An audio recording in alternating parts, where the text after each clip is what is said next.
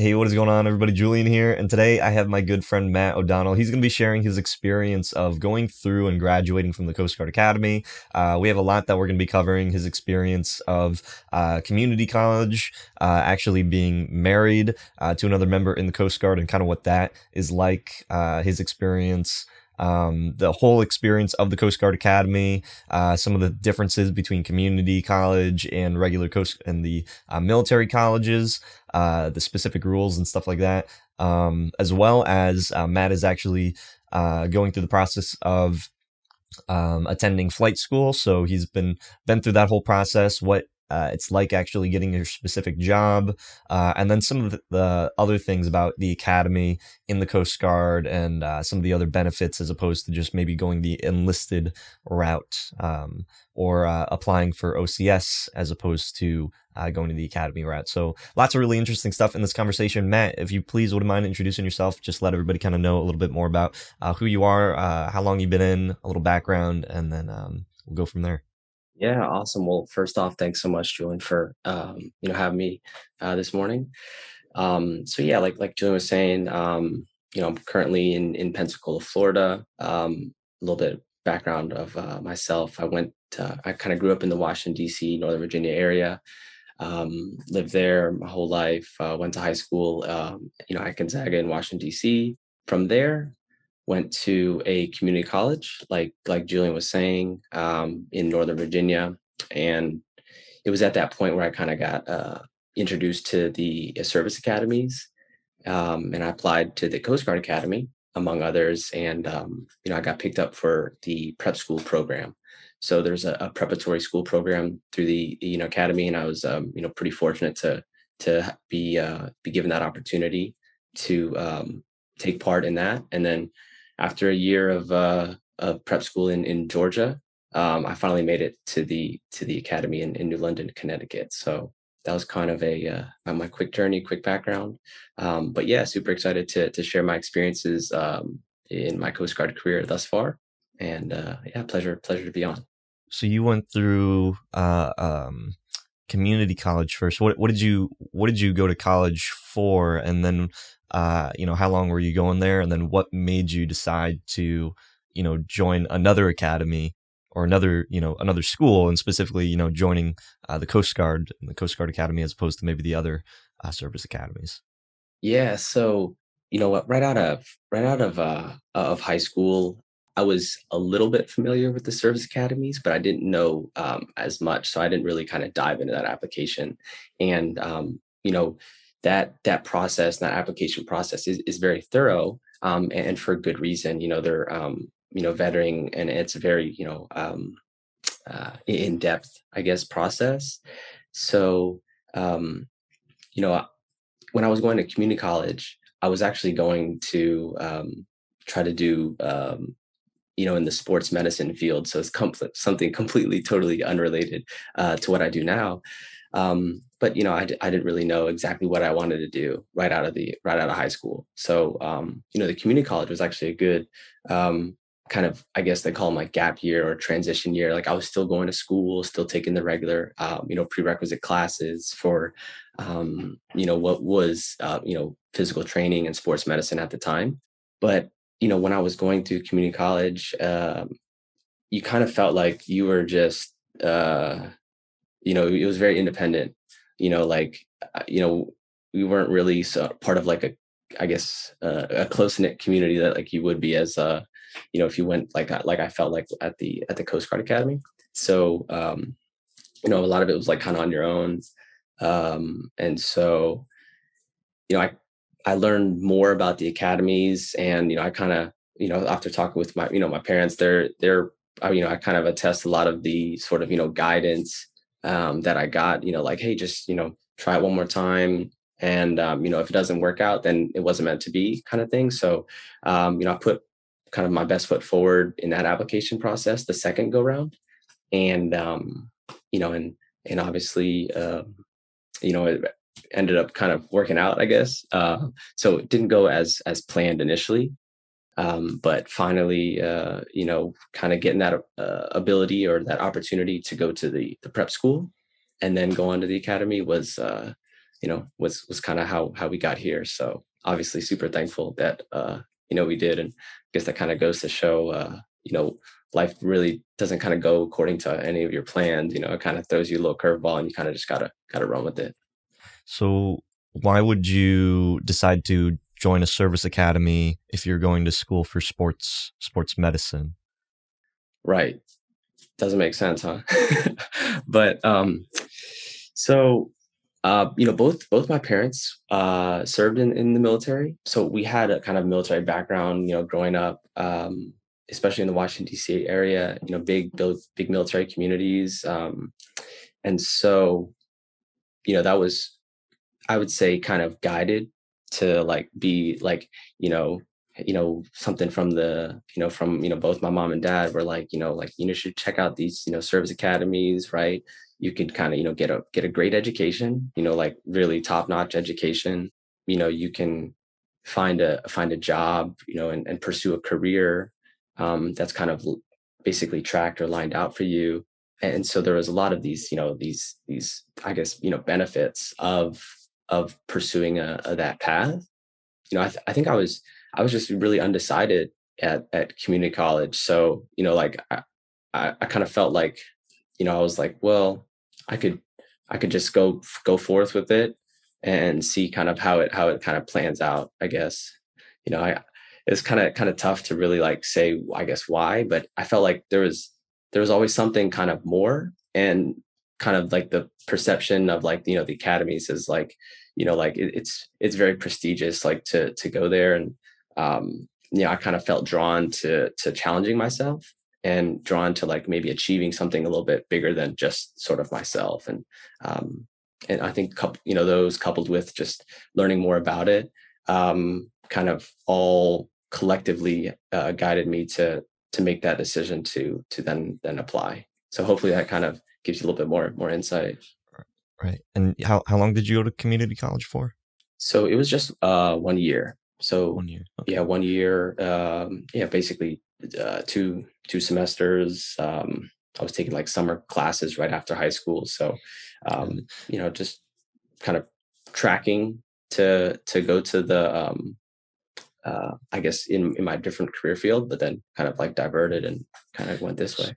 Why would you decide to go the academy route? Like if you already went to college, you thought that you wanted to do, sports medicine, why would you go to the academy as opposed to enlisting and you jumping into, like the enlisted field as opposed to going to school for 4 more years and then becoming a junior officer, that's already like, 5 years there. You already graduated high school, as opposed to just jumping into the workforce and, 5 years as an enlisted, you can already be in a supervisory role. Kind of what are your thoughts on enlisted versus the academy? Sure. So definitely first off, either route, whatever position you're in at point in time in life, is is there's not one better than the other. I guess it just kind of depends on, um, you know, do you have like that opportunity? Again, it just goes back to just like putting yourself to have that opportunity, to, I guess, be in a position to make that qualification process. And so for me, coming out of high school, not the best grades, but pretty, I'd say pretty average, a little bit above average. And obviously to get into these academies, it's pretty top notch. So I kind of saw that as like, I wanted to definitely challenge myself to the point where, I know I had to compete essentially with, thousands of applications across the whole country. And to answer your question in terms of going like officer or enlisted, I had both my mom and dad who were, my dad was, retired as a '06 in the Army, and my mom kind of was a direct commission nurse. She, got out as a captain in the Air Force. So I think having their experience and their sort of perspective in terms of, what exactly they went through, and they've worked with tons of, academy grads, and just that, just there was something that was drawn to, something like I was drawn to that, I guess, sort of field, if that makes sense. So that was kind of the route that, I wanted to at least pursue that, because I felt like, I had that opportunity to essentially compete, really. And when it comes to competing, can you talk about the admission process for that, like how you can enroll in the Coast Guard Academy, how that differs from the other academies, and you said that it's pretty competitive. It's a small school. There's not as many people as probably the other service academies and what they bring in. So can you talk about like how you're able to stand out in your application process? So to first answer the difference between the Coast Guard Academy and say the other service academies, West Point, Naval Academy, Air Force Academy, and the Merchant Marine Academy, the one difference in the application process is it doesn't require a congressional nomination. At least when I was going through, I don't know if things have changed. So when I applied, when I put in my application, it's solely based on merit, essentially.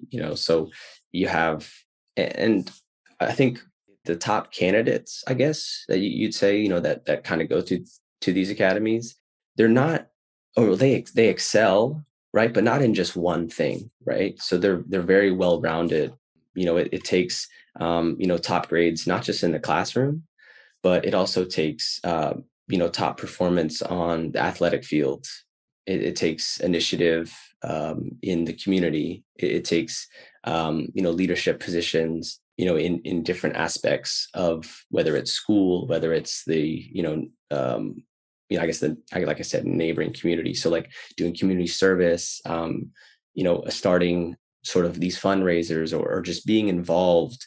I say you're separating yourself from the crowd, right? So what are you doing that's unique, that when somebody, and there's like, like, I imagine, there's a panelist of, people that are reviewing your application, they're reading through tons and tons of these things. So what are you doing essentially that says, oh, wow, like, so and so is doing XYZ, that's completely different, and it's completely unique, and it's worth digging a little bit more, and then you find out, top student, captain of their sports team, and it's just that it's that well-rounded individual. It's not just excelling at one thing, it's being able to excel at multiple things.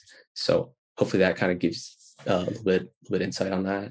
It kind of sounds like someone that is really maybe planning throughout their high school career, or their high school time, to position themselves for maybe like scholarships, like at a university, or a service academy. But for you, like you said, you went to community college, you didn't have the best grades in high school, and it didn't really maybe even sound like it was something that was really, really on your radar until like you were already going to college. And then you're just like, hey, oh, there's service academies that I'm interested in. So can you kind of explain, like, for someone that is maybe they're coming up towards the end of their high school, and then they're like, well, I just found out about the academy. I was interested in the Coast Guard, and then I see this guy Julian talking about the academy, and now I want to go to the academy, but they didn't maybe plan that. Are those people not going to be capable, or are you just like a special case? Like, can you kind of break that down? No, certainly not a special case. What I would say is, when I was at that point in high school to put my application forward, I was basically competing against, other high school students, or even other college students that already built up that resume of leadership positions, or built up that resume of like community outreach, built up that resume of excellent grades. And so, looking back, I obviously see why, like, I might not have made the first cut, and I think that's, and that happens in life, right? You're not going to always, get it on your first try, but to be like persistent, and to kind of, keep, I guess, keep trying, but keep trying in a way where, you're sort of focusing your attention. So like for me, I knew I had to focus my attention, if I was really, serious about putting in my application for the academies. like I had to take the prerequisites for all their because they're STEM oriented, so oriented. So it's like, science, technology, engineering, and math. So it's like I didn't have like, for examples like calculus. So like I had to go to community college and I took a pre-calculus, and then I took a calculus one, and then took calculus two, and then so like it wasn't so much where, I guess what I would say is like, focus that efforts in your application, even if you are like coming up on, like I missed the deadline. Well, there's always another deadline. There's certain, like I wouldn't just give up right then and there. Like if it's something that you're seriously considering, try first time. If that doesn't work out, keep trying a second time, even a third time. Like, I mean, I know this is kind of jumping, but this is how I kind of got into the flight program. Like I didn't make it on the first try, So like, so I think it's just maybe the story of, I guess, my career thus far is, just, keep like persevering, and in a way where you're setting yourself up for success. Like if somebody was, on your end, reviewing my application essentially, and they don't really know me, what are they going to look at? Well, they're going to look at your past performance. And so, obviously we can kind of go into, being a junior officer and kind of, later on, but those were the two things I'd highlight is like, you got to perform, and, it's got to be obviously applicable, in your career field that you're performing in. And so. Got it. So kind of what I'm taking away from this is that if you're planning throughout your whole, high school time, you're doing all the right efforts and you apply, you have a very, your chances of getting picked up the first time is a lot more likely because you put that time, you put that effort into it. In your case, it didn't sound like that was something you planned throughout high school, but just because you put in the first time, you knew that you were competing against everybody else that was really stellar, but because you went that extra step and you said, hey, I'm still interested in this, so I'm going to take the appropriate steps, like enrolling in community college, doing the required prerequisites. Was there anything else that you did aside from just going to college that helped you, that you feel that helped you get accepted during the second round? Yeah, no, that's a good point. So again, it's basically, building your case or building your resume. So I got involved with the student council group at the community college. But I mean, I guess just, so that was an example. Doing community service events, and like whether it's food drives or donating clothes. Like I was working, you know, essentially part-time at like Outback, so it's like I was working, I was going to school, I was doing community service, I was in a student government, and it's like, oh, so that's probably why you kind of stood out. You know what I mean? So I think, obviously, like, look, when I was doing, I guess when I was in the community college, maybe I didn't really see that kind of 30,000 foot view. But I just like, knew that to take it to the next level, you just had to be unique and really differentiate yourselves and distinguish yourself from the crowd. So kind of like I said, volunteering, doing things out of your comfort zone, is hard. It's not easy, right? So, stretching those bounds, putting yourself out, there is, it all adds up. It's all these little steps to build up, and over time, right? That ends up becoming, you can look back and say, man, like, wow, so that's probably why it kind of made sense. Yeah, that's kind of what I would say in terms of a takeaway is, if you don't get it the first time, that's all right. Put yourself in a position to take advantage of that opportunity when it comes around. And that's what I would say. So now you've made it into or you went to a prep school. Is that a normal thing? Does everybody go to a prep school? So with that is, I didn't even get my they call them your appointment to the academy, right from the community college, right? So I had to go to prep school. So I guess that's another sort of hurdle that, people typically wouldn't do. So, of a class of, say, incoming class of, like, let's just say like 200, in my prep school class, there was maybe 30 to 40. So, and not everybody that goes to prep school decides like, hey, this is going to be for me, or there might be academic purposes or other things that take them away from, I guess, getting in.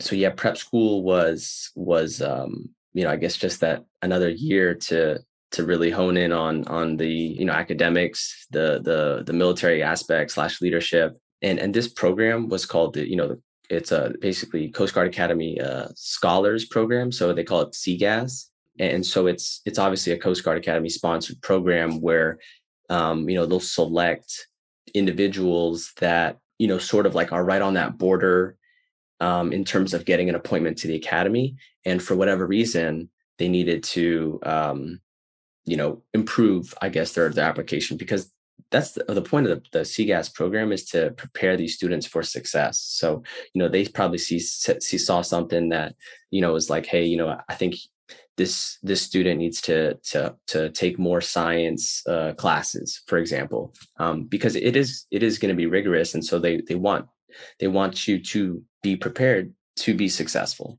I would say that they did an excellent job because here I am.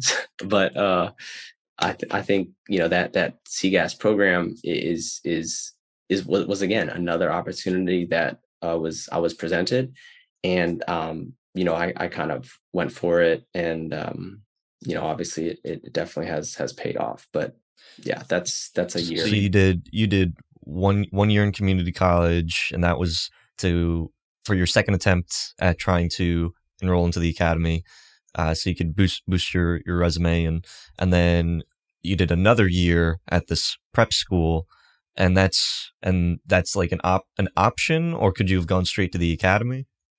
It's an option for that, for like the admissions basically. So there, it was me. I basically couldn't have gone right into get my appointment for the upcoming class. So what they were saying was, hey, we'd like you to basically apply. They say apply, but if you go through this CGAS or prep school program, and you do meet the requirements. So there's grade requirements, there's discipline, like obviously like good behavior, but you meet these metrics or meet these standards, your appointment will be for the following class. I think, I'm not sure if I kind of mentioned it, but it is like sort of their obviously they do sponsor it, so you're still like you go up to the academy for a summer, like the summer, sort of like their indoctrination, and then from there you'd go to your prep school. So you do get some of that exposure within the Coast Guard, and you're obviously at these prep schools with the groups of other Coast Guard Academy scholars who are basically competing for their appointment to go to the next class. And so usually what they do is they say they have their slot reserved essentially, as long as you meet the academic requirements, meet the physical fitness requirements, and so on and so forth. And where's that school located? So when I was going through in 2014, yeah, 2014, I went to Georgia Military College. So that was in Milledgeville, Georgia, and the other prep school program was Marion Military Institute, I believe, and that's in Marion, Alabama. So those were two of the sponsored programs. I think now they still have those two schools. I could be wrong, but they also include the Naval Academy Prep School, as where they send a couple Coast Guard students as well. So that's yeah, those were during when I was going, those were it was just Marion and GMC. Right. So this was really like you didn't make it on your first, you didn't really make it on your second, and then they send you to a school to basically say like, hey, this is your you kind of you made it. You just have to go through this extra year long process. But let's say you're going through that and you're just like, I don't want to do this anymore. Like, is the Coast Guard are they paying for the school? And two, like if you decide that you don't want to do it, like at the end or something like that, do you have to pay that back, or like how does that work? So you're actually, I guess you'd say, entered within the Coast Guard as sort of an E2. So you are getting E2 pay, and obviously your school, um, is essentially, let's see if I had to remember correctly, you like we paid for like this like school and boarding, but we still got our pay at GMC. So like financially, it was basically you were essentially getting a small stipend to go to school, because they were covering a lot of the other expenses, like they're because obviously the Coast Guard is they're investing essentially in these prep school students. And so in terms of if you had to pay it back, I do not believe so. But again, things could have changed. And so for somebody that maybe has that opportunity to go to a prep school now, obviously they're going to go through a lot of those details. When I was going through, I do not believe that that you had to like do any sort of significant financial like obligation to pay it back. But yes, essentially that was so yeah, it was the community college, and then the prep school, and then finally after that it was like, okay, now you can actually make it to the academy, I guess. So I mean, you at this point you already had an extra 2 years of college. When you're going to the academy, though, you're basically starting off as a freshman. Correct. And as a freshman, you're everybody takes the same prerequisite classes, and then you declare for your major, following, well, essentially you kind of declare for your major your first year, but everybody's usually taking the same prerequisites that you would take at any other like sort of liberal arts college, if that makes sense. So essentially I was taking the classes that were in community college and prep school, in preparation so that I could just essentially review it and excel, be in a position where I would do well. So that was kind of essentially like the point of those programs. Obviously the CGAS program. It's when you get to the academy, it's there's multiple aspects, right? It's not just, like I said, it's not just the academics. It's the athletics is a big thing, and then your military and sort of your sort of, there's leadership sort of like grade, I guess. So there's all these competing demands when you go to the academy, and so to sort of be prepared with the academic side, you wouldn't get sort of burdened that's it's the point to sort of like condition you to have like a strict study schedule, manage like time management, and kind of go through those sort of like, you're building those habits to be successful at the academy. So yeah, hopefully that kind of made sense.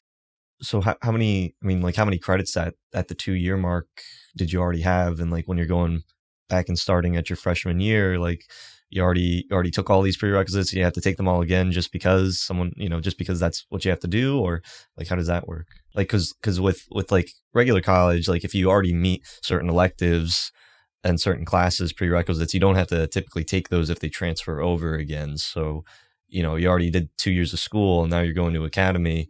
Is that the same? How does that work?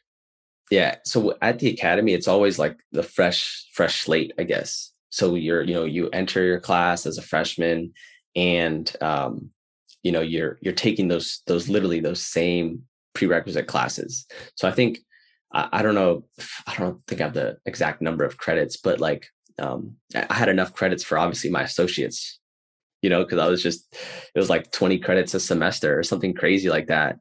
Because at the prep school they want to overload you, because that's what's you're going to have all these competing demands. So like, if it's hard at prep school, the idea is that you at least have that sort of muscle memory of like, all right, there's a lot of courses I need to study for, this is how I'm going to manage my time, this is what I need to focus on. And so you kind of go through that process.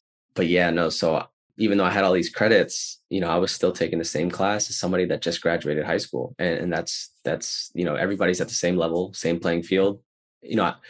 If I remember correctly, there's like you can, I guess, test out of courses. Like you could go like to an honors, so there's still sort of like an honors, like, I guess, testing out of like a, like if you didn't want to take pre-calc, you could test out and take calc one. So I mean, other than that slight, I guess, modification, everybody was again on the same starting line.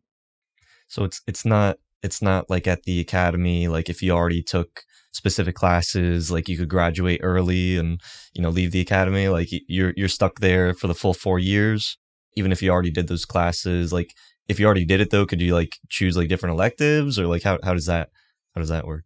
Yeah, so there's some wiggle room depending on what major you elect that you can take some electives. Obviously depending on whatever the prerequisites are, and you need to take these certain classes to fulfill the curriculum for a specific major. Like I took an elective sort of like my junior and senior year, I guess, because I had like one extra slot. You know what I mean? So there's still that flexibility.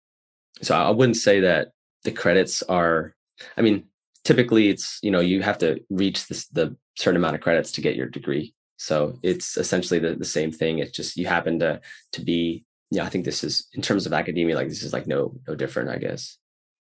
And can you talk about I'm not going to go to like into swab summer. There's tons of videos on YouTube about, like you guys getting about you guys and what you have to go through with that. It's a watered down boot camp. Yeah, No, yeah, it's basically, yeah. no, it's yeah, you guys yeah, there's lots of videos out there. But can you talk about like the differences? I only say watered down boot camp because I had to go through the boot camp, so I'm a lot tougher than you, Matt. So Yeah, you guys did the real thing. We did I had a little summer camp there. It was pretty good, a little lunchbox. No, I'm just kidding. I'm just joking, but yeah, definitely if you're interested in finding out more about Swab Summer, just look up Coast Guard Academy Swab Summer, and there's lots of videos about people going through that and what that's like. But in regards to, can you talk about like what the academy is like? You've gone to school for 2 years, on the civilian side. Now you're in an academy. Can you talk about like what the difference is from civilian and academy, and what that is kind of like? Sure, sure. So yeah, I mean, civilian T academy is basically, like night and day, right? So, at the community college, you show up to class if you want to.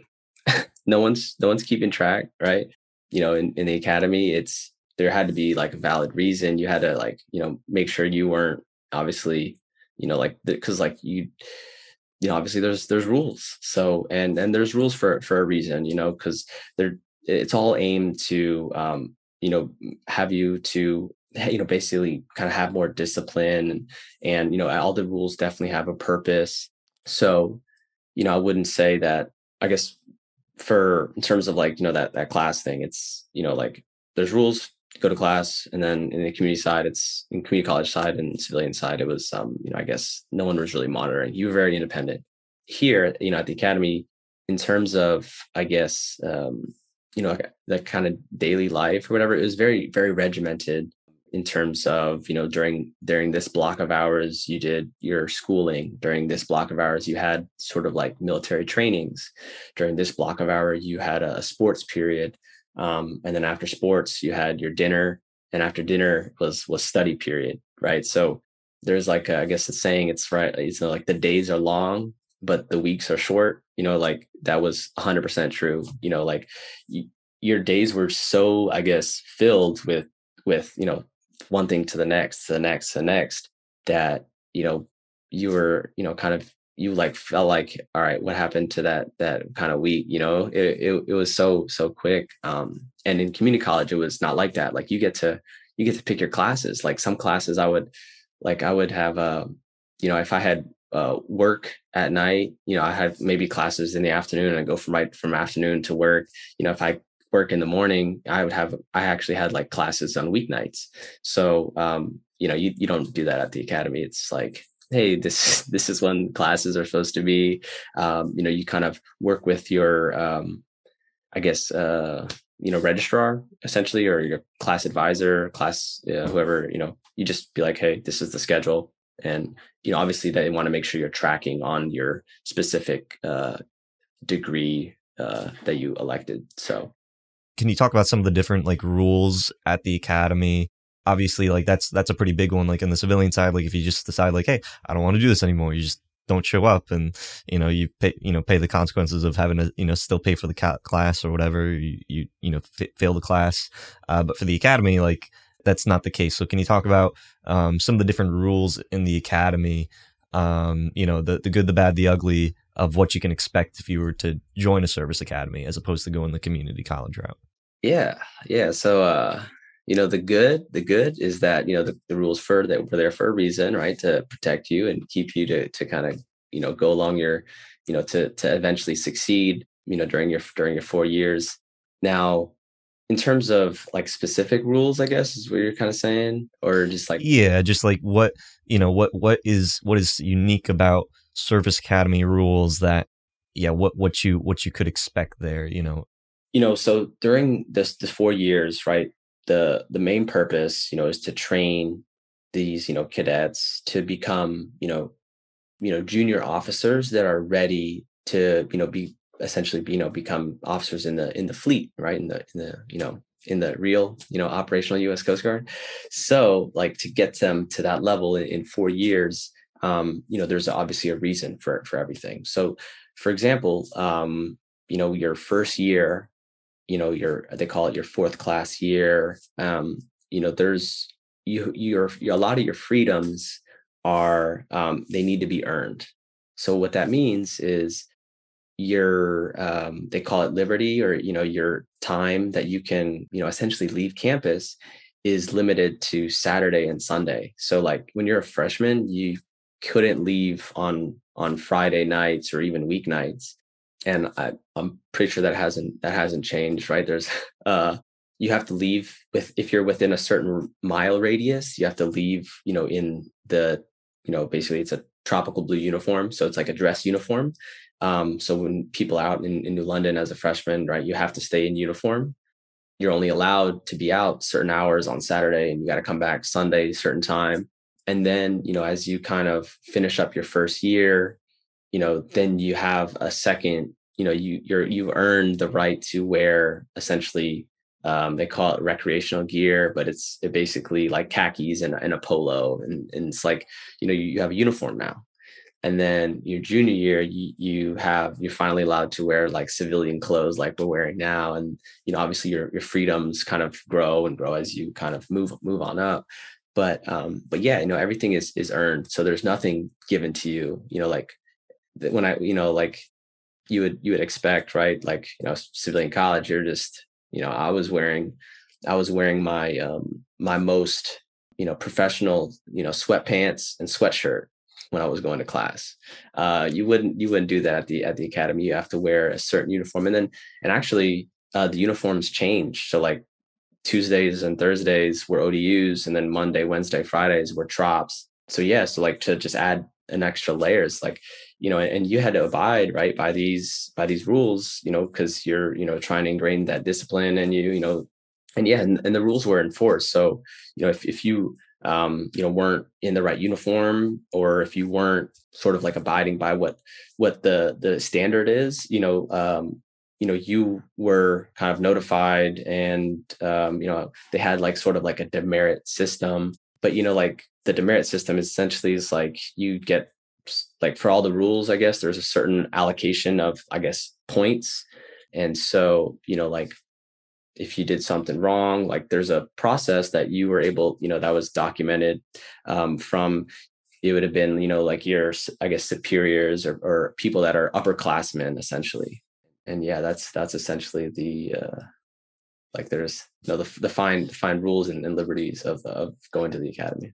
So like in Coast Guard boot camp, like if you touched your face, or if you look at a CC and you're not supposed to be looking at them, you get they call them performance trackers. And based on like, if the more performance trackers, like your company commander would look at basically your history and be like, hey, if based off of your history, based off of like how many rules you're kind of breaking, like, why should we keep you in the Coast Guard, like, if you can't follow the rules? And it's just a short period. So like 8 weeks, like, you're either having to, go to like ramp, which is like their like, their jail almost, like not jail, but it's like you have to do like a lot of extra work in order to prove that it's like you really want to do it, stay in the Coast Guard because you're not following the specific rules. And if you decide like, hey, this is way too tough, then you fail out. You say I don't want to join the Coast Guard. Or I don't want to do this anymore. Or if they look at you and they look at your performance, they say, hey, we're going to send you back a week, or we're going to send you back 2 weeks. And if you get sent back so many weeks, so many times, then they're just like, hey, you're not fit for the Coast Guard. So it's with the academy though, you're in for 4 years. So like how does that work? Are they like, hey, you're not ironing your uniform very nicely, and so we've invested all this money and time into you, but you look like a schmuck, so we're gonna kick you out of the academy. Like how does that work, like as far as rules and punishment in order to get people to fit in line with what's expected? Sure. Yeah. So, obviously there's a standard, right? And so if you're performing below that standard, there's consequences. And so in your first year, right, your freshman year, fourth class year, you have a little bit more, I guess, leeway to make mistakes, right? So, and that's basically, mistakes are they happen, they're natural, right? Everybody makes mistakes. But the point is, right, you want to learn from those mistakes. You don't want to repeat them again. So, for example, like if like take, you had to be in the essentially the on base or in the barracks at a certain hour for Liberty when Liberty expires. you know so if you didn't make that timeline and you were like a freshman, obviously, you'd get demerits, you that would be documented. And you now have that, I guess, basically documentation that, hey, you showed up late, here's the consequences. And it basically was like, as you kind of had more seniority, the leeway really shrunk, because you should know the standard by then. You know what I mean? So like the leeway for a senior or they call them first class. At that point, you're basically less than a year from becoming like a junior officer or an ensign in the U.S. Coast Guard. So there's no room, or very minimal room, for those mistakes that were made from a freshman, if that makes sense. So hopefully that kind of like shed a little bit of light in terms of, yes, it is, during 4 years, and they understand people do make mistakes. And it's just when you're not making the same mistake twice, or you're not making like a significant grave mistake. And yeah, so hopefully that kind of answered that a little bit. Not really. I was looking more specifically for like what happens, like in boot camp. You mess up there, you're doing PT, you're getting sent back, or you're getting kicked out. In the academy though, you show up late, you make out with a shipmate when you're not supposed to be making out. What happens? They kick you out, like you don't get the job that you want. Like what's the punishment look like? So yeah, so they had these things that were called RCFs, really cool formations, right? Like basically there's a period of time when you were essentially restricted, as a cadet. Like, you had to wear, some of those rules included, you had to like muster up at, hours during the day and at night in the full uniform. And there was like a formation to make sure that like that you were present, that you were in your uniform, because you got in trouble for something that you did last week. So like there were times where I may or may not have been restricted for extended periods of time, because like you broke a rule, and that was a consequence. So you had to there was just certain little rules. So to answer your question, I guess, is they have restricted cadets. And so like with restricted, you can't like go on Liberty, you can't leave base during the weekends. You had to go to formations at certain hours during the day. And you had to be in full uniform. Your uniform was like inspected when you were a restricted cadet. So yeah, I guess the restriction. And then if you got to the point where you were obviously restricted too many times, to a certain point where your company officer or company chief was like, hey, what's going on here, or like obviously not learning your lesson. I think then you kind of can get to that point where you get brought before essentially essentially it's a committee that reviews your performance, and they review like, hey, you got in trouble for XYZ. And then it's kind of like that. It's like, like, why should we keep you around? You've been restricted for this times, like you've broken XYZ rules. And you're brought before essentially like a board, a council or a committee. And it has, I think, it's got like sometimes like the common, they call him the commandant of cadets, and that was like essentially like the disciplinarian. But you're brought before there, and you kind of essentially has like, I guess, plead your case, right? Like, why should we keep you around? And like, why haven't you learned your lesson? And so like, that's like a super abbreviated sort of process, but that's essentially what would happen. Got it. So like if you forgot to wear a belt or you had your belt on backwards, do you get sent to that RPC thing, or is it like RCS? Like how many offenses does it take in order for you to go to this thing? And then from that thing, do you get in front of like a board? Yeah, so there's like a certain, I can't remember the threshold off the top of my head, but it's essentially like, is there a consistent pattern here? Like if this student or this cadet is, has been restricted for, with weeks on weeks on weeks, just repeating an offense or doing another thing, then it's like, okay, that's an established pattern. Like, all right, we need to, obviously take more disciplinary action because they're not understanding what essentially is going on. Right. So there's obviously a threshold, but for, I guess, the small things like that, like small uniform adjustments, you get those like demerits. And obviously after a certain amount of demerits, maybe during a certain time period, then, if you exceeded that, then you'd become restricted. So it's like, I guess, the demerits are like, sort of like, all right, we're trying to nip it in the butt kind of thing.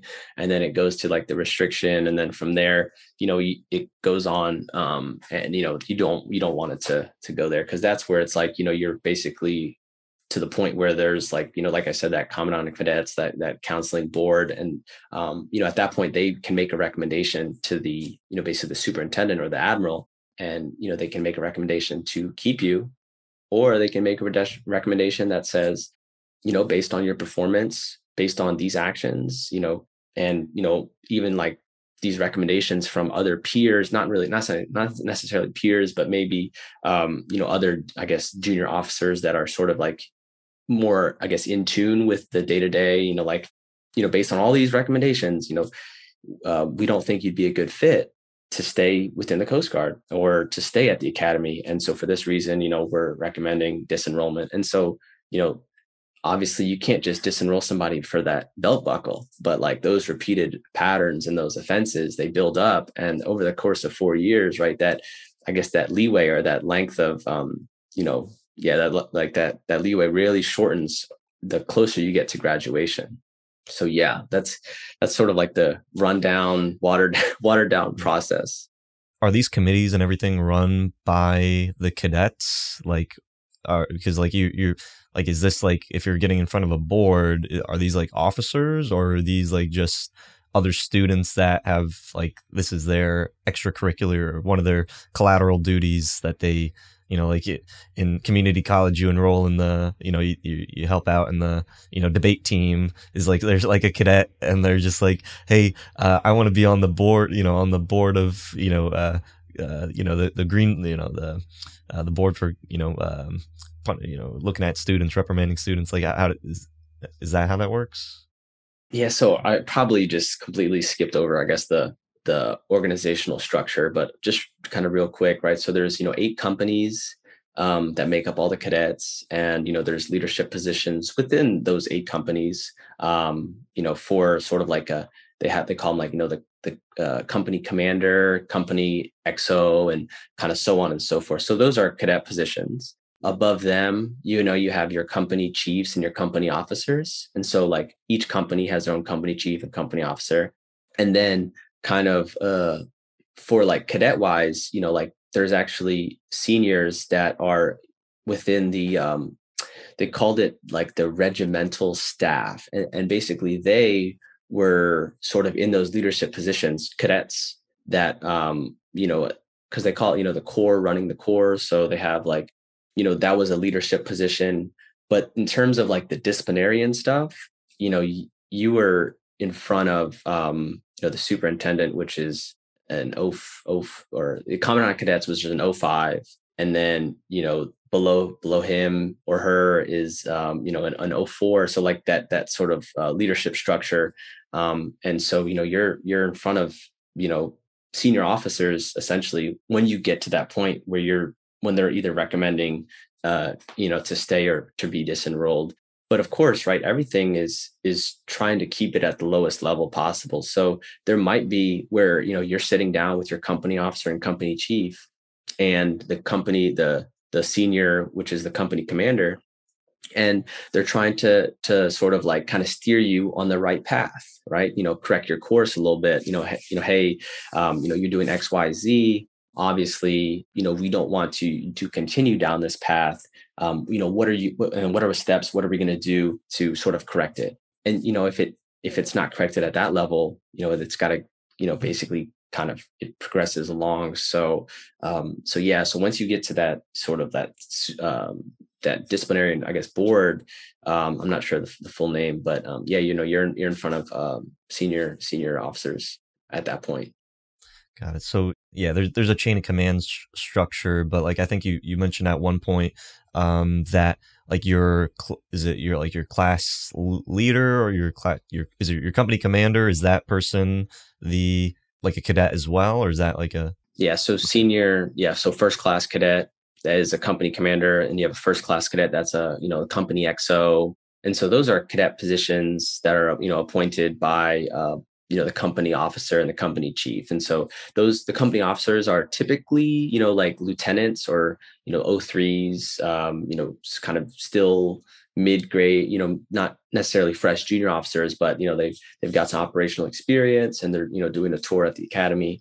And so they are there to sort of guide the company, make sure that it's I guess operating to the standard that all the other companies are set to. So yeah, that chain of command is not only through the cadets, but it's also through the. Got it. So your company commander, the person that's leading like a group of newer students, is the one that is setting, making sure that your belt buckle is on the right way, or that you're blousing your boots, like.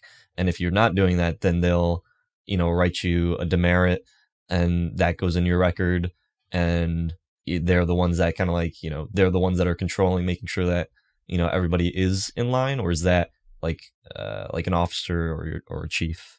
So yeah, those are. I mean, those are essentially also cadets. That's not to say the company officer, company chief could kind of issue that out. For something that's like so blatant that it's like, all right, we need to write you up or something. But yeah, like you kind of hit on it. It's there's that chain of command within the cadets as well. So maybe it's not like exactly that company commander issuing those demerits, but that standard has been set throughout the company. And so there's actually a position called a guide on, which is it's a junior or a second class cadet, and they're responsible for the sort of the I guess the transition from for the freshmen to kind of get acclimated to the academy. So their position, right, is to ensure that the freshmen or the fourth class cadets are hitting these standards, they're knowing all the rules, they're abiding by all the rules, and kind of so on and so forth. So yeah, there's obviously kind of measures set in place where you want it to be handled at the lowest level, but there's also that leadership experience for cadets, because now they're in a position where not only do they also have to go to school and do sports and XYZ, they're in a leadership position where they're either managing their company's fourth class cadets, or they're in a position where they're managing the whole company as a whole, or the XO kind of thing. So I think that is in and of itself another opportunity for you to grow as a cadet and individual, and kind of hone in on your leadership skills and managing skills. So yeah. Can you talk about some of the other rules that are unique to the academy life? In terms of, or just anything in particular, or? Yeah, like you have a bunch of people that are it's a training environment, but it's also a bunch of kids that maybe just graduated high school. You want to drink, you want to date. I think you actually got married, so it's like, how does that, like, how do you control someone when, and you're in that environment for such a long time? Like, just for example, like, for me, like, for everybody that goes enlisted, it's 8 weeks or 9 in my case, because I got reverted, but The typically 8 weeks. process. Yeah, part of the process. I was a bad egg, so I had another week, but like, but that's the case. Like, I was, I wasn't fitting, the mold, so I got sent to ramp, and I had to, and then I got reverted, and then, but like after those 8 weeks or 9 weeks, you're in the fleet, and now you're in the military and you're doing your time, and but like I could go out, like, like, let's say I was 18, like, I could date people, I could go out on the weekends, I could do these things, and it's up to the responsible adult that I am to, not do anything that, you know could get me in trouble with the Coast Guard, or get me in trouble with that. So, like, but that's 4 years, that was only 9 weeks, and now I have my a certain level of freedoms back. But when you're in the academy for 4 years, and you say that you have to earn those freedoms, like, when you think about it, it's like, okay, would I rather suffer 9 weeks, of pretty strict, rules and regiment to be able to get, my freedoms back, or, go 4 years where, so can you talk about, like, those rules and what it's like being a person in that environment for like 4 years? Right. We talked about, right, you had to earn your liberties, right? So I think I hit on, right, there's, uniform rules. If you for going out on liberty, on the during like the day to day, as freshmen or fourth class, right, they called it like busing, but you had to walk in formation to go to class, whereas everybody else could walk on the sidewalk, or you know what I mean, like, kind of like they didn't have to. You had to basically, the freshmen, like, line up in formation and then commute to class. Like, during the workday, you had to, like, sort of keep your door, like, open, and you had to keep your room neat and orderly and clean, or essentially, like you said, like, you could get, basically demerits, or marked up for having a disorderly room, or having not a organized or clean room, during the day. In terms of, like, dating, as a fourth class, you could only date people in your fourth class. So, like, you couldn't date anybody above.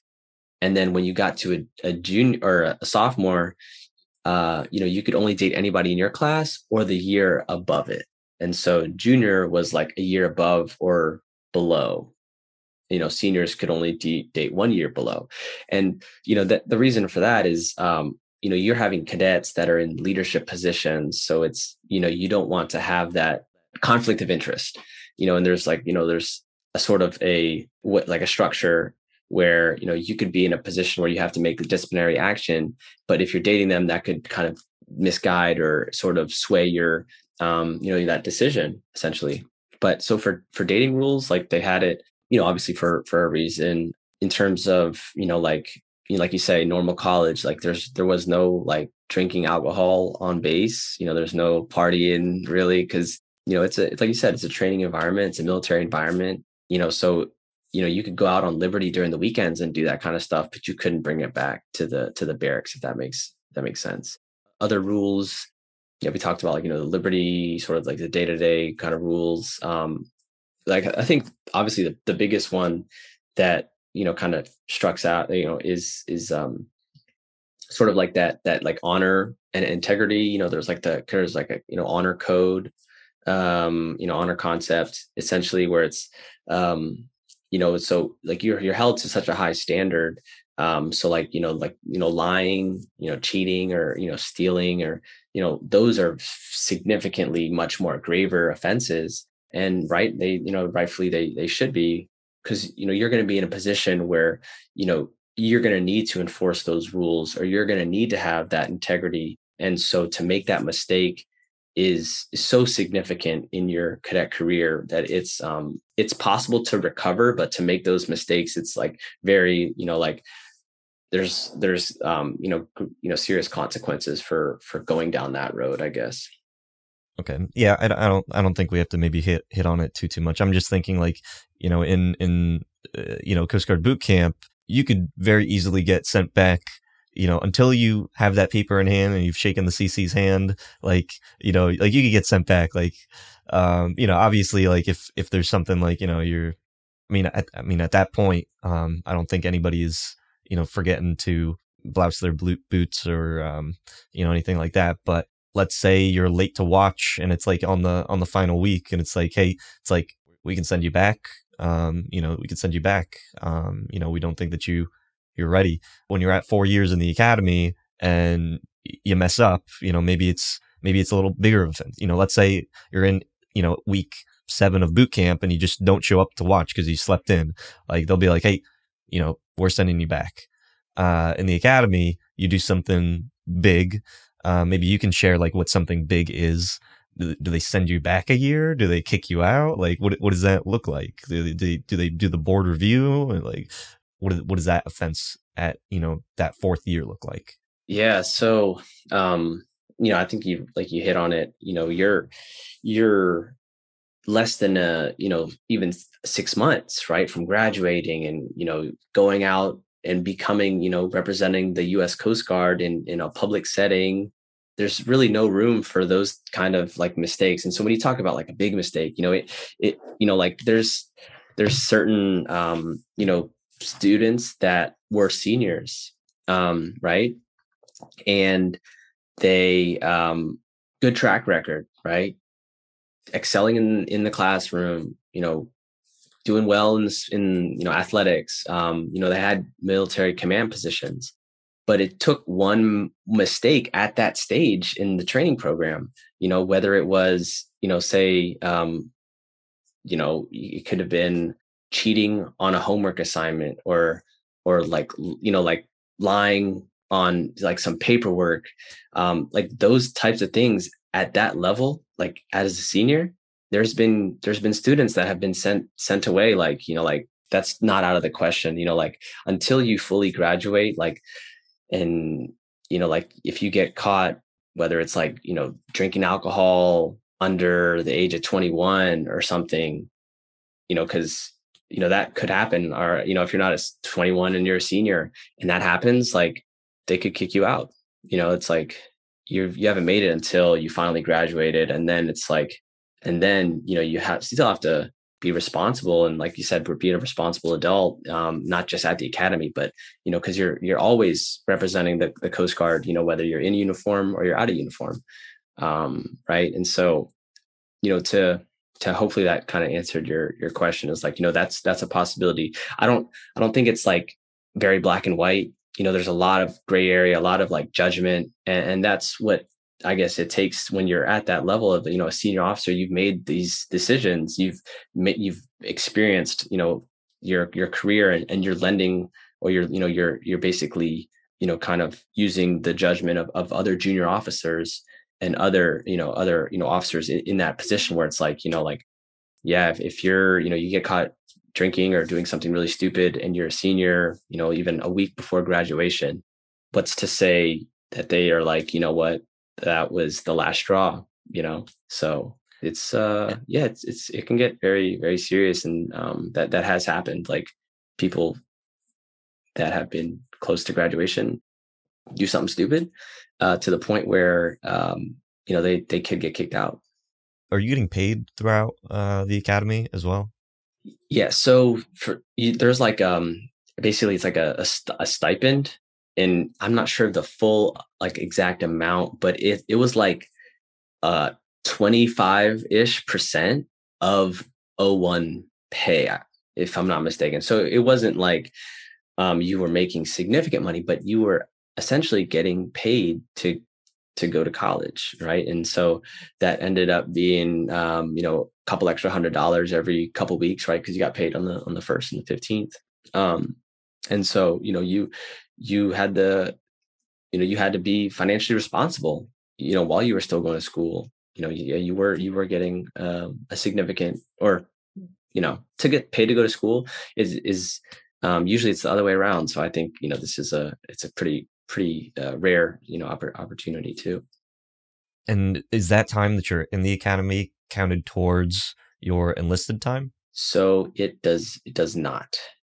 So right now, we talked about how I was basically in during the prep school program. You're enlisted as an E2, so like that time counted because I was essentially active duty as a seaman apprentice. So that was probably around like 9 to 10 months. So that time counted, and then the clock sort of like paused on my active duty service time, and then it resumed that day of graduation. So like, so I graduated in the class of 2018. So a lot of my classmates are 3 years in the active duty, and I might be at like 3.75 or something. Cause like I can add that previous year. So Okay. yeah, but it doesn't And count while you're at the academy.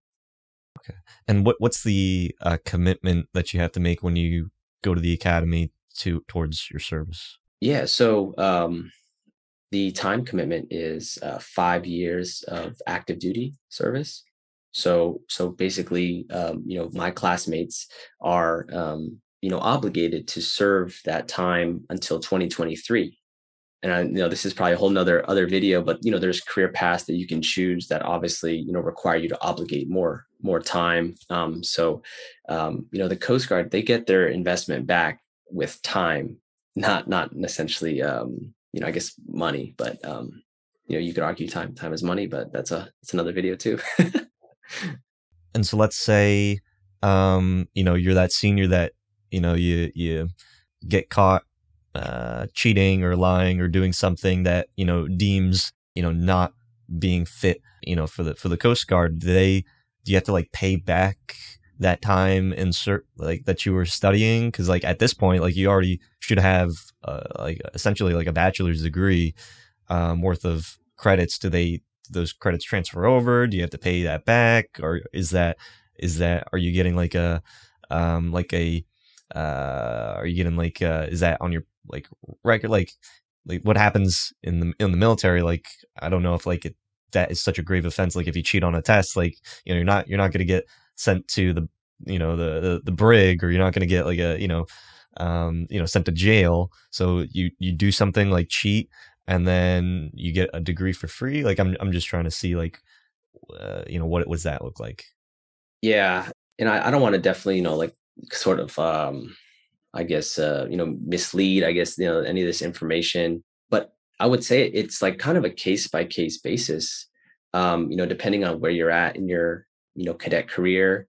And I couldn't fully sort of I guess shed light on like if you had to give back I don't know if it was a dollar amount or maybe a time commitment, but yeah, I'd have to say it's like a case by case basis. And that decision's made sort of definitely higher higher up than just like a cadet, like kind of junior officer level. But I do know that if you're at a certain point, and you do sort of get removed from the academy, that again, case by case, that you actually transition into a third class petty officer because you have the qualifications of the navigation, and like sort of that. I believe it's like you can go into the BM rate. Yeah. If you drop out of the academy, you become a BM. That says a lot about the BM rating. Oh, no, no, no, and well, it's not nothing bad against the BM rate. It's because of the training that you get at the academy.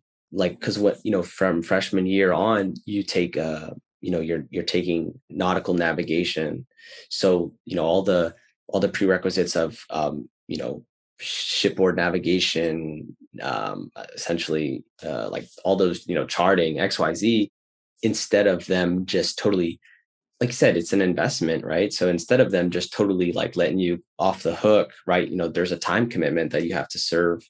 And you do possess the knowledge and the skills.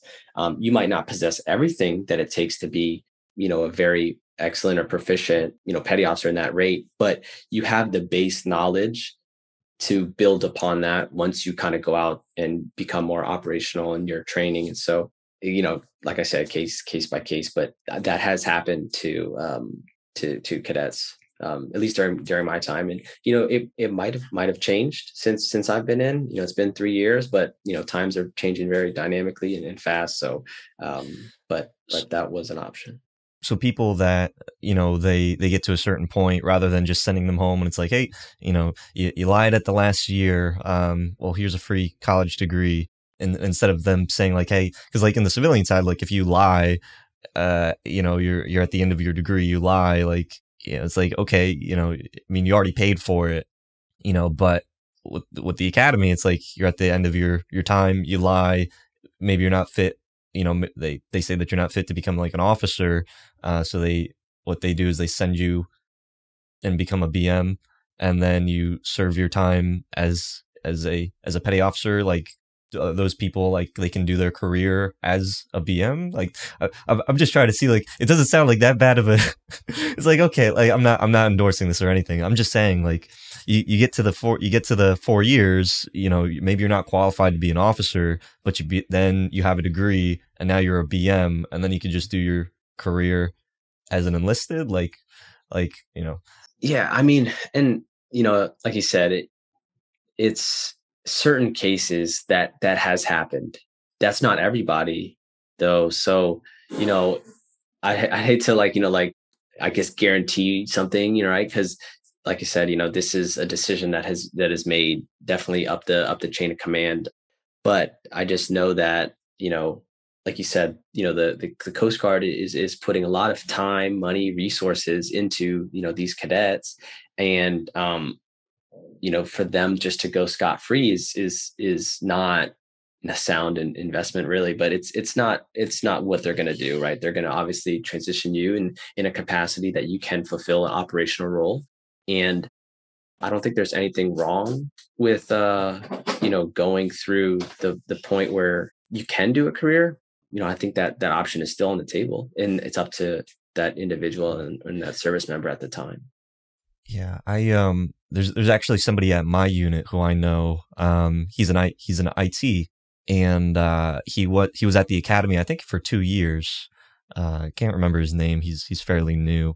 He's at the EOC, or the Enterprise Operations Center, like ready to do a career in, Coast Guard Cyber as an IT 3, but he did 2 years at the academy and then decided like, hey, this he didn't want to become an officer, so he still got to, I think he went to ITA school, and then is doing the enlisted route. 4 years is a long time, though. I mean, in my past 4 years, like I know that I've changed so many things. Like I wanted to change my rate so many times before I became an IT. Just in like my personal life with like business and everything. Like I've changed my business, and the way that I've shifted. A lot happens in 4 years.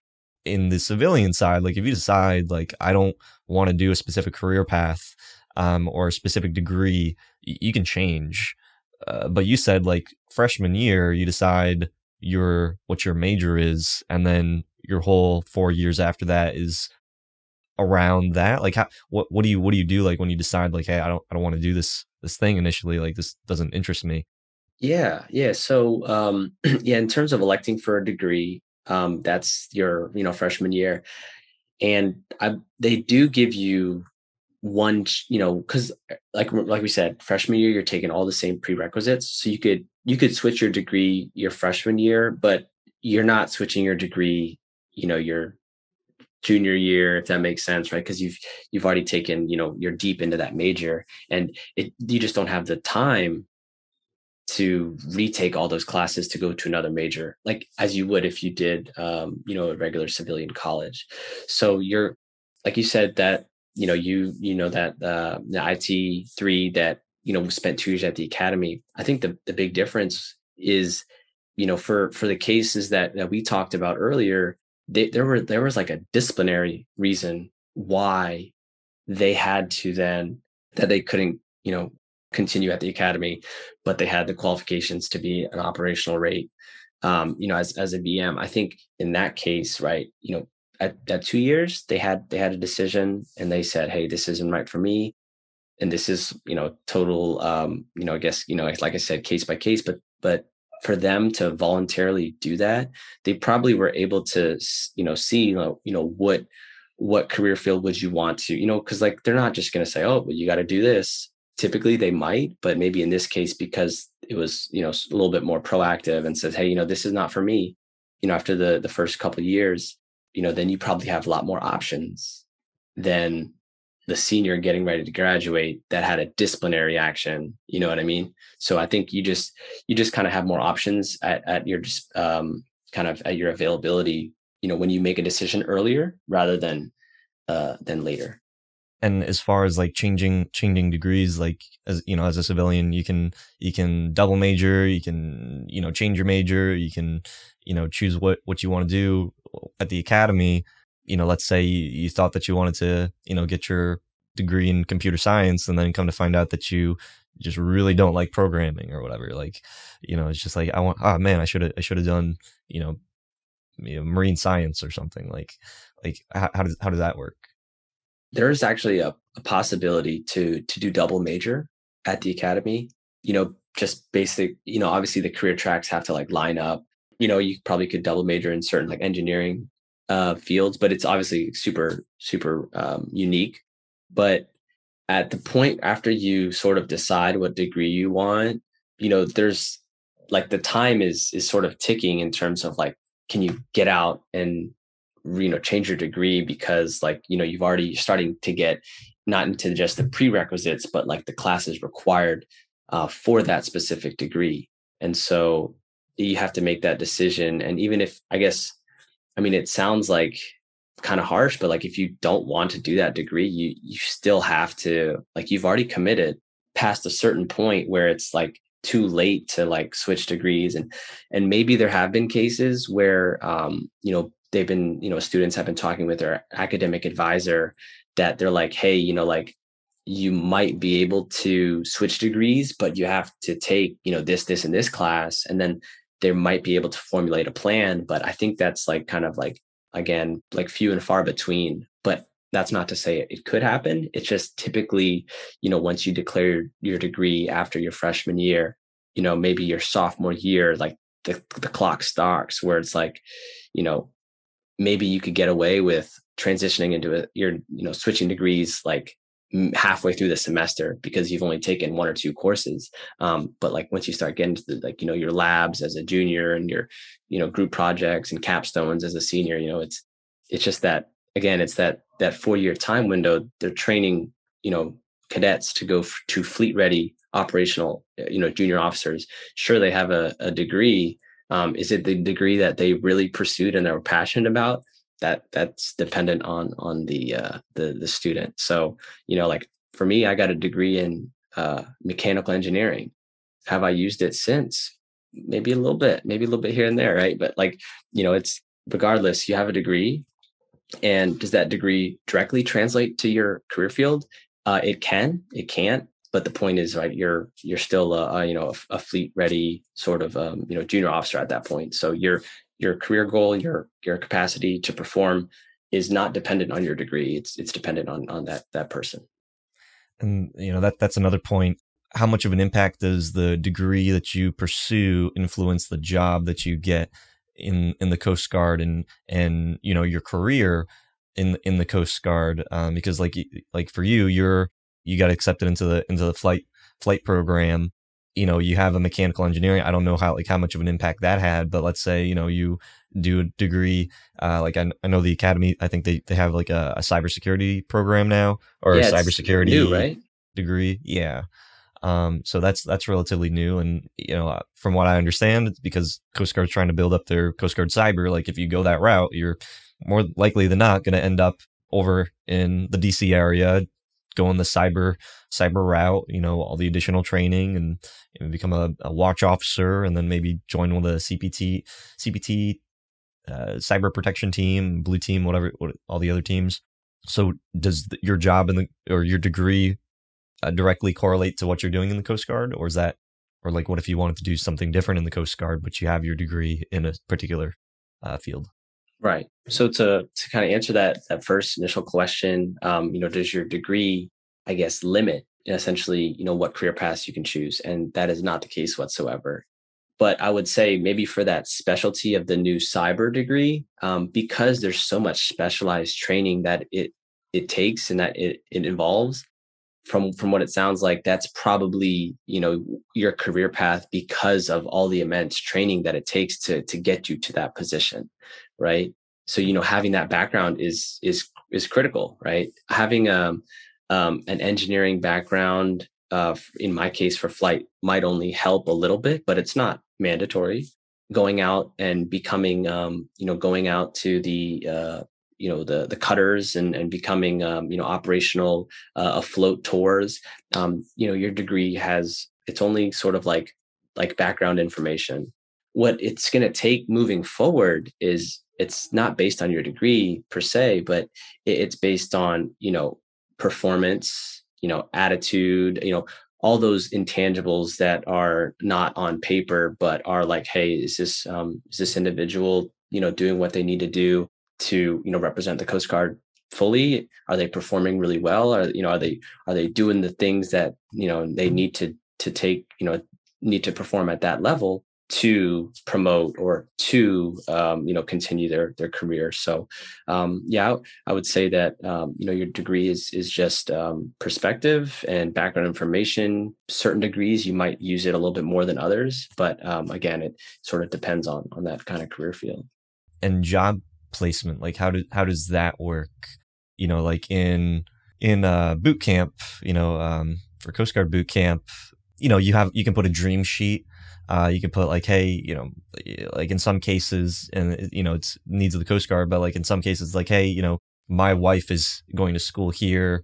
I really want to be placed. I'd really respectfully request to be placed somewhere on the Gulf of Florida, because my wife is, finishing up her school there and we'll be close to family and we're about to have a baby. Coast Guard's going to look at that and they'll be like, okay, they could probably look at that and say like, okay, do we have any units that need, non-rates that this person can fill? How does that work? Like in the academy though, like, is it like a ranking system? Like, is there like a dream sheet, or like, like for the case of, being in IT, when I went through, it was based off of, it was basically up to the class to decide like how those units are going to be distributed.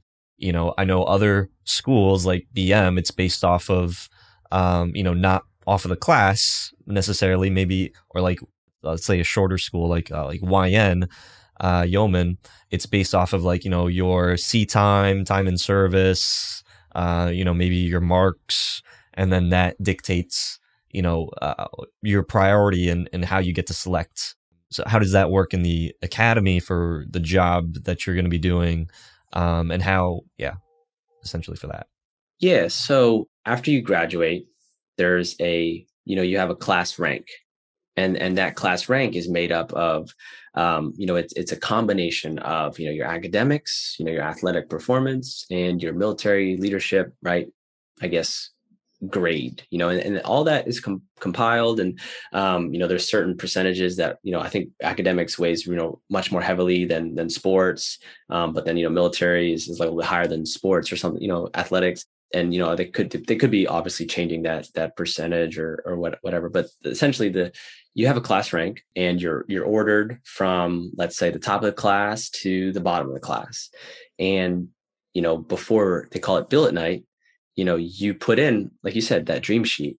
And to kind of highlight what you said about family, I think the Coast Guard's doing a really, really good job, like emphasizing in terms of like stressing the importance of like, if you're married member to member, which I am, and my wife is actually in Houston and she's PCSing to New Orleans, like they're looking to keep families closer together, because that's serious impact on the member and the performance. And you could that kind of get down that rabbit hole. But while they are doing a good job of like stressing the importance of co-location, you can only do that when you're like married. So at the academy, you can't be married. You can after you graduate. So at that point, it's all based on that class rank. And so you'd go from the top of the class to the bottom, and they put in this dream sheet. And typically a majority of the students or the cadets would go to a fleet or go to the fleet first. They go to aboard ships. So that's what I did. Obviously, the top of the class would they get their pick, whatever's available, and it would kind of go down that order. Career possibilities are there's careers in prevention. You can go, you can be a apprentice marine inspector, and then you can, other opportunities are you can go straight to flight school. That's a possibility. I think now there's also, like you said, that cyber career path, so you can get picked up to go to cyber, follow that career path in Washington D.C. But the main bulk and the whole purpose, right, is to train these fleet ready officers for the fleet. So they're going on board ships, they're going on board the 210s, 270s, the new Wimsels, the FRCs, buoy tenders. They're getting that operational experience, because that's essentially where the Coast Guard has prepped their training, right, to take on those roles. So yeah, so And depends. Depends on how your class rank is. okay, so everybody kind of already knows where their rank is and what billets are available, and then they talk about it with each other, and or it's just like, so it's kind of like, you know where you are, but then you can also talk with each other about where you prefer, type of deal. Yeah, I'd say a little bit. Again, it's like the detailers are kind of making that hierarchy, and you could probably like estimate like, oh hey, the top of the class wants Texas. I'm second. I want Florida. So like you can, guess Florida. But like if you're, middle of the pack, or maybe on the lower end, your dream sheet is a little bit longer because, you kind of, you don't know exactly, what's going to get picked up before you. But yeah, I mean, again, it's, and, I think there's like obviously a register of officers. So like, all the officers in the whole US Coast Guard are ranked, and that's how they do the promotions and selections and all that. But that's sort of, I guess, beyond the the scope of just like class rank. But that's what factors into your overall rank, I guess. And you said that you can get picked up for the flight program right out of the academy, but you said that you didn't do that. You actually went to a cutter, so you didn't get that flight program, but now you're in the flight program. So like, can you kind of explain how that how that program works, how you got accepted, why didn't you get it picked up the first time, and how'd you get picked up later on after being in the fleet? Sure. So there's obviously only a specific amount of billets that can go to flight school, or can go to a sector, or can go to cyber. So once those billets are slated, then you kind of needs of the service. So right, so you got that's where I went to, because I did apply to flight school, didn't get picked up the first time, and then went to do the I did my operational tour. From there, I applied again, and I had to get corrective eye surgery, right? So that's like a whole nother process. But yeah, no, I had just had to kind of make sure that based on the requirements and qualifications to become or to be eligible to apply for flight school, you kind of just go line item by line item and make sure you're hitting all those metrics. You had to take certain tests. You have to make sure your health is in a good standards. So lots of like medical history. So I had a couple of like medical things that I just had to follow up on while I was in on board my first tour. So that way I could compile a full package essentially to apply to the next. They call them panels. One of the other things that kind of hindered me when I was at the academy. So I had knee surgery. So I was obviously not medically fit to even pursue that first flight school panel. So I guess obviously that's probably what why I wasn't medically fit to go right into that role. And so that obviously makes sense, right? Because they're fast tracking you essentially through this program, and you need to be physically at your top performance to make it essentially. So I obviously wasn't. I was recovering from a knee surgery, and so that that process, along with, wrapping up extra things in my package, that was what I needed to do. And so a lot of junior officers, from their first tour, they have a lot of options. Like, lots of doors are open. They could continue the afloat tour, become commanding officers on smaller ships. They could do that. They could go to flight school. They could go into the prevention community. They could go into, command centers and, do operations ashore, do response. Like, so there's lots of doors that are open to you after that first operational tour, which is, it's good. You kind of get a little bit of exposure to exactly, like, hey, what is it that I really want to do?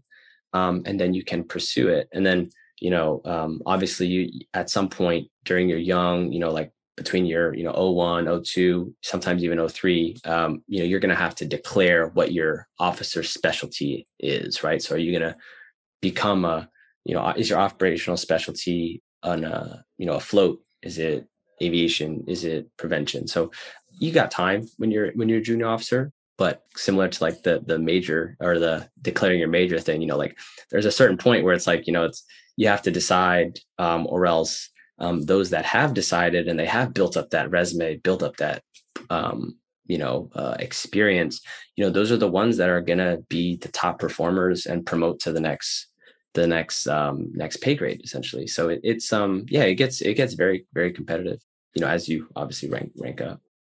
And I imagine that certain certain career fields are going to become I'm sure that flight school is very competitive. There's lots of people that want to get into it. Is there a particular like reason why like you got accepted into the program versus maybe everybody else that was interested in becoming a pilot? Yeah, and I think there's a lot of factors. It can't just be one certain thing. I think you know there's a higher in this. I don't know the full numbers, but there's I'd say a fair or a good percentage of junior officers that get picked up to go to flight school after an operational tour. That's not uncommon at all. Having that operational experience maybe only strengthens your application when you submit it for the next one. And it's all, if you're performing really well at your afloat unit and you're getting endorsed by the captain of the ship, basically, oh 05, oh 06, and they're telling the panel that, hey, this person would possesses the qualities to be successful. They've done a good job, an excellent job, or whatever the case may be. That carries a little bit more weight than somebody that's applying the first time. That's not to say they're looking at different things, but again, that kind of goes into the, I guess, the record of your application, right? So if you have a little bit of experience, and you do apply, that should only help your case, right? And it's not, I don't think it's not a exact science, right? It's, there's lots of factors that go into play, but certainly that helps.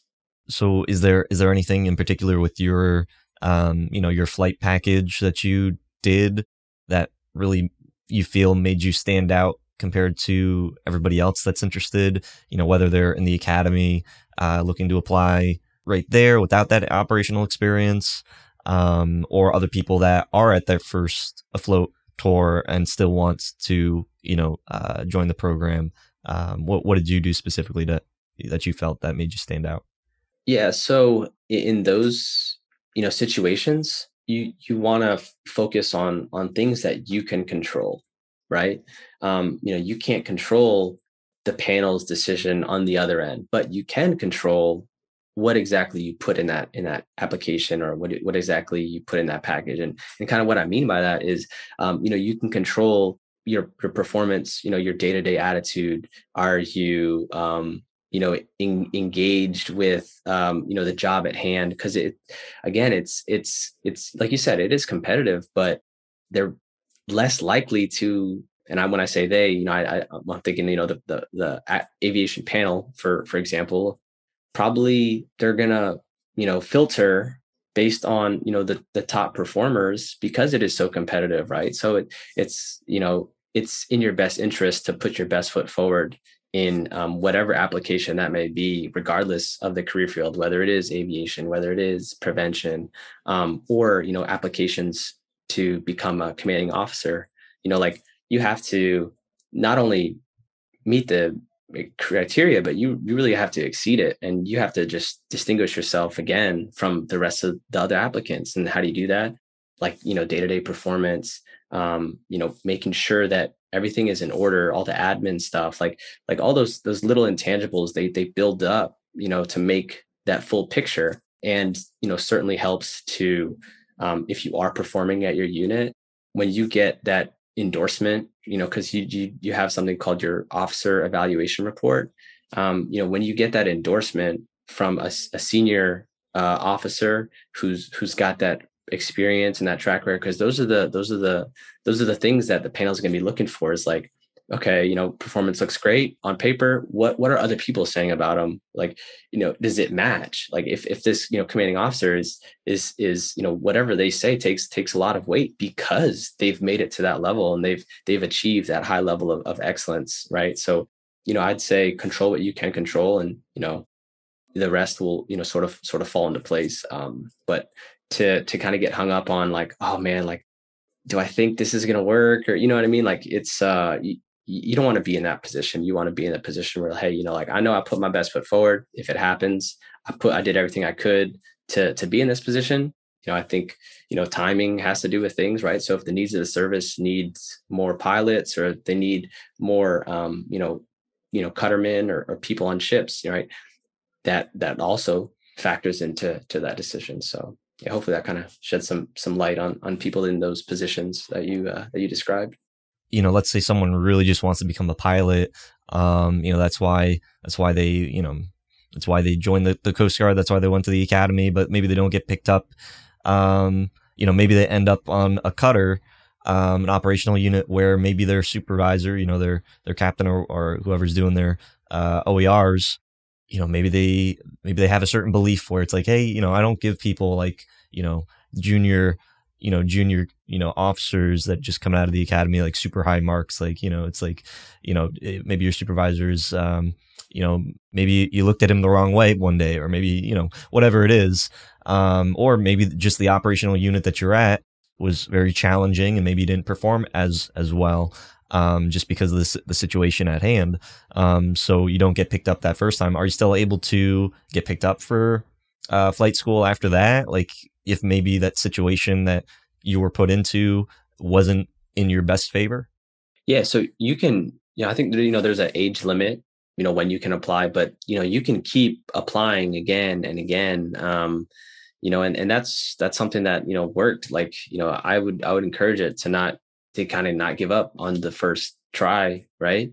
And, that's something that you really can't control, whether your supervisors give you high marks or whatever. But, and I don't know the full specifics or full details, but, there's certain checks and balances and systems within that panel that's evaluating those applicants. Right.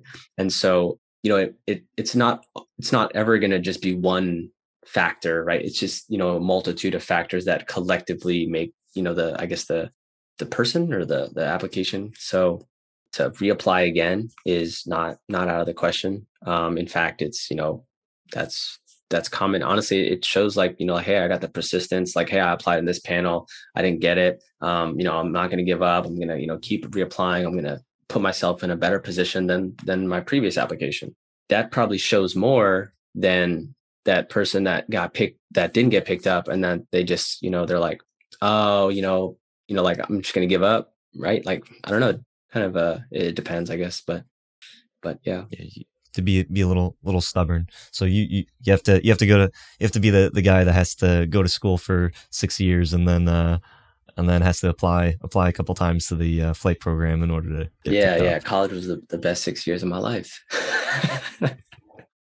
And what's that commitment look like? I know, you haven't been, you're just about ready to get into the, start the actual classes for the school, but is there a commitment involved with the flight school? Like how long is it? And what does the Coast Guard kind of want, from you for for that? Because at this point, like you've been going to school for 6 years. You did your afloat tour, which was a couple years. Was that? Yeah. Yeah, Yeah, it was just shy of 2 years. 2 years, and then you're going to be going to flight school, like, and that's how long? How long is that? So yeah, it's about 18 to 24 months. So another 2 years. Again, the obligation to pay back is time, right? So if the Coast Guard is going to invest a lot of the resources, a lot of time, a lot of energy and money to train somebody that's going to go through the flight school program, that requirement is 8 years. So basically, that's like two full operational flying tours, right? Because they're going to want to get you, obviously operational in and to perform the mission that you've been training to perform. So that's an 8 year commitment, and that is on top of. So for people that have gone to the academy and they still have 5 years, right? So that's it could be 8 plus that 5.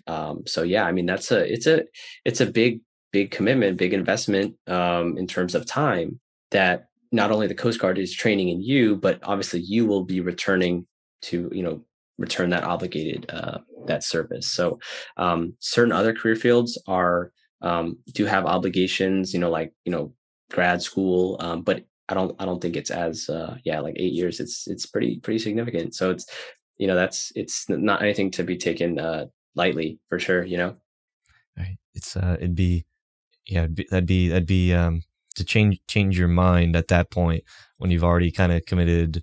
I mean, at that point, like you said, that's 6 years with flight school. The academy is 5 years.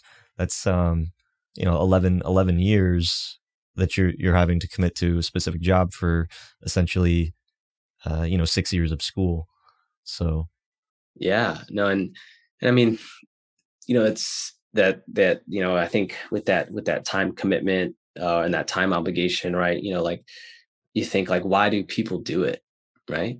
Like, why would that make sense? And I think it's having that career path, or pursuing whatever that desire was that made you wanted to do this in the first place. That's dependent on the individual. I know for me, to be in that position to serve is very humbling, and very honored to take part in it. And then I know that time commitment is that's just this again, this the sacrifice that that entails with the job that I've chosen. So one of the things that I heard, one of the I don't know if this is a Coast Guard myth or something, but I heard this a few times about academy grads differ from OCS, Mustangs, and that, like, you have your signet ring, and, like, I've heard stories of, like, like you're on the cutter, and then the academy grad, they tap their signet ring on the table, and everybody has to, like, it's like some big ordeal. Is this a reality? Like, is academy different, significantly different from OCS? Are they treated differently? Is there a certain level of respect that you went to the academy for 4 years, as opposed to someone that was enlisted and then goes to OCS? so yeah, man, those myths, they'll get you. But I'd say that regardless of your commissioning source, the only thing, at least for me, that really matters is like how do you like treat people. How do you conduct yourself? Like, if you think that because you went to the academy that you're sort of entitled in any way, it's like there's going to be a real harsh reality check when you go to your first unit, or like, because it's like like you're here to like serve other, not only the United States, but like you have a lot of responsibility to ensure that you're serving the people that you're going to be managing, right? So I'd say that regardless of your commissioning source, it's like how you treat people is more important. Like, because if you treat people without any sort of respect, or you treat people poorly, regardless of where you got commissioned, like people are going to know. It's like, the Coast Guard is very small in terms of the tight knit community. Like, you find that you're either, somebody that you worked with at that unit, or, like it's like kind of, it's, it's like a family kind of atmosphere and environment. So yeah, I would just say, all it is a different perspective, whichever commissioning source you're from. With it comes experience, different backgrounds. You'll certainly learn something new from another person, whether regardless of your rank, rate, where you came from, how you were raised. So yeah, I think it kind of revolves around yeah, just treating people with with respect. And I think from there, I don't think that person would really care where you're commissioned from. Are you saying here that you're dismissing the myth about the signet ring and the tapping and the that, or is that an actual, is there some truth in that myth, or is that maybe old Coast Guard? Yeah, for me, I'd say I'd be dispelling that myth. And other people might disagree, and that's okay, right? Everybody's got a different opinion. But for me, in terms of how I want to conduct myself and how I think people, I guess, should perceive that is, again, it's sort of it shouldn't be the determining factor. You shouldn't be having that prejudgment, like, oh, this guy's an academy grad, or this guy went to OCS, like this girl doesn't know so and so. This, like, I think that's how it should be moving forward. That could have happened in previous, but I don't think that's the way it should be moving forward. So All right. I mean, it shouldn't be, but is there some reality or truth in that? Like where you come from, and how people treat you, whether it's academy or OCS. and that probably, I mean, that I say the truth, it kind of depends on however that environment that you're in, right? Like, if the people in that environment believe and perceive that's the reality, then unfortunately that's, that could be very, misleading for somebody that, like such as myself, that's like, that's not how I want things to be, how I don't want how things like operate, I guess. I don't even know if that really answers your question.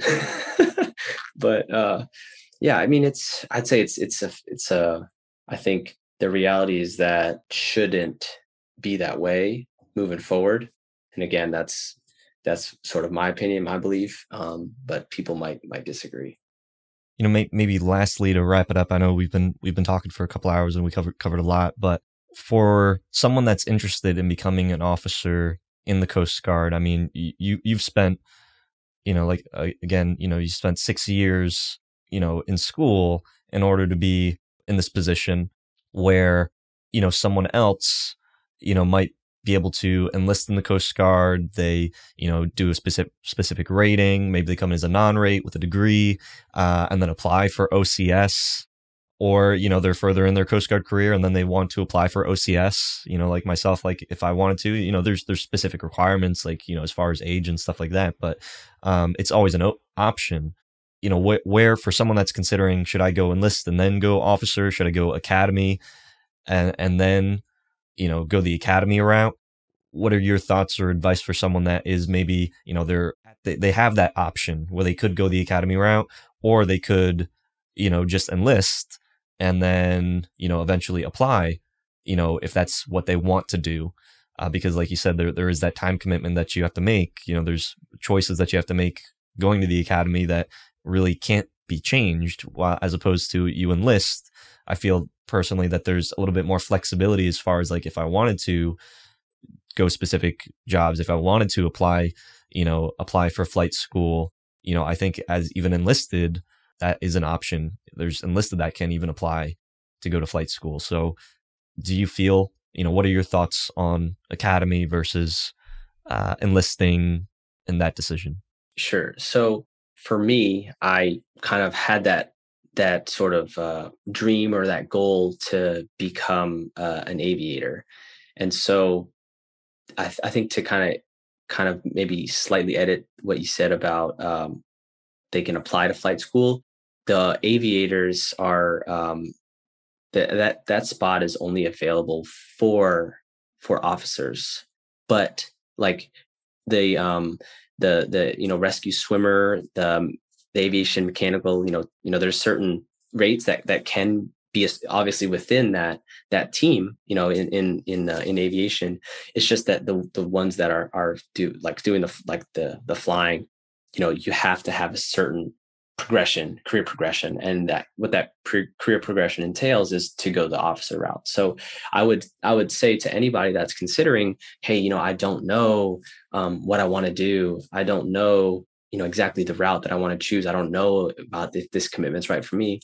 I would say reach out to people such as, like, yourself and myself, that are in that career field that you might be interested in, because you're going to get some extra perspective and knowledge. Like, I don't want to give like a blanket, statement, because it's all dependent on that individual and kind of where they're at in their life, what their goals are, so to kind of give like a blanket statement, I think that'd be doing it like an injustice to people that are like, well, my situation is different. Everybody's situation is different. So like to reach out to you and say, hey, Julian, I'm thinking about, becoming an IT. Can you share some experience? And I know that, the type of person that you are, you love to just basically, help and encourage and educate that person, so that way they can make the right decision. Because I think once you get that education, you can apply that to where you're at in your life and say, based on what I want to do, based on these goals, based on where I'm at, I know that going this route will get me there. And so then you'd have a clear path of sort of progress. So yeah, I would say network and reach out, to put yourself out there. I know tons of people would love to share their experience. Like, people love talking about themselves. So, you want to reach out and say, hey, I'm in high school. I'm a sophomore in high school. How do I reach out? There's so many resources now on social media, like, Instagram, Facebook, like LinkedIn. I mean, like, YouTube, like this YouTube channel, like there's going to be a lot of people that are like, how do I know if I can reach out? And I'm just going to straight up say, it's like, do not have any hesitation, have no fear. Like, please reach out to people that are where you want to be, because that's the only way you're going to get that experience and get that knowledge. They're going to tell you, hey, this is what it took. This is how I got here. And for you to have to like kind of dig through and try to find those resources, like, just go to the source, and there's plenty of people out there that would love to help be that guide or be that mentor to help other people. So that's kind of my little spiel, I guess. Right. And just to kind of hit on that what you brought up before, I believe, and don't quote me on it, but I'm pretty certain that Enlisted, like, there's a lot of people, like I have my friend Hattie, who's been on who I talked to before, and he's going AMT, or he just graduated from AMTA school, flight mechanic, because he wants to apply to become, a pilot. So yes, you do have to be an officer to become a pilot, but you still can go the enlisted route and then apply. And then I think you have to go, I believe you have to go to like some type of, like, you go to OCS. Yeah, you go to OCS and then you go to the flight school. Yeah, I'm glad you cleared that up. Yeah, there's a couple extra steps, and yeah, if I was misleading when I said it wasn't possible, like, no, that, like you said, it is possible. There's just another path, but to get to that final destination might take a little extra steps, depending on, like you said, where you're at, what your goals are, and what your position is in the Coast Guard now. So yes, that's totally doable. Yeah, so I mean, with that, kind of going back though to hit on that, knowing what you know now, having made these decisions, having made these choices, I know that you're definitely grateful for where you are today, but knowing that you have these options, like, you could you could go enlisted and then become an aviator, you could do a bunch of different things. Like, knowing what you know now, if you could go back and start from scratch, what do you think that you would do differently? It'd be easy for me to say I wouldn't do anything differently. I because, and I mean, easy and hard at the same time. I I wouldn't do anything differently because of all those, like, those lessons that I learned along the way. to get me to the point where I am now. Like I think there's nothing wrong with somebody that went from straight to high school to the academy, from the academy straight to flight school. Like there's people that do that. Um, I think for me, all those little hurdles, all those learning experiences, like, those are sort of what that resiliency was like really built in, because like I had no other choice. I mean, well, I had a choice, but it was, I didn't want to say that, I would, if I could trade it, I wouldn't do the exact same thing, because, I just feel like those experiences have made me the person that I am today. Uh, and if that makes sense. And to go back for someone that, is in that position where it's like, hey, I'm interested in a career in the Coast Guard. And obviously it's based off of everybody's individual needs, but I'm interested in a career in the Coast Guard. I don't know if I should go enlisted. I don't know if I should go to the academy. I'm interested in flight school, or maybe, like I know myself personally, like if I had gone the academy route, I've changed my mind so many times that I feel like for me personally, it would have put me into a position where I would feel like I don't have any other choice. Looking back now at my life, retrospective, I can say like that wouldn't have been a good decision. If I had been in that position maybe a few years ago, like from what I know now, just through, maturity, I maybe would have looked at the academy and said like, this is the best choice for me, because I didn't know anything else. But I also feel that a lot of people, because they're, the more educated I feel like people get about certain things, like even with the Coast Guard itself, with the military in general, they switched from the legacy retirement to the blended retirement system because, people, it gives people more of, they say a choice. I'm not going to go into details about, why they did that, or, any of those, but there is more of a feeling that people have, like, I don't have to stay in a job for 20 years and do a career. Like if I want to leave, I can leave, and there's more flexibility with that. You might, you don't have to just be invested into a legacy retirement system. You can invest in the TSP, and they do the matching and stuff like that. So do you feel that maybe someone that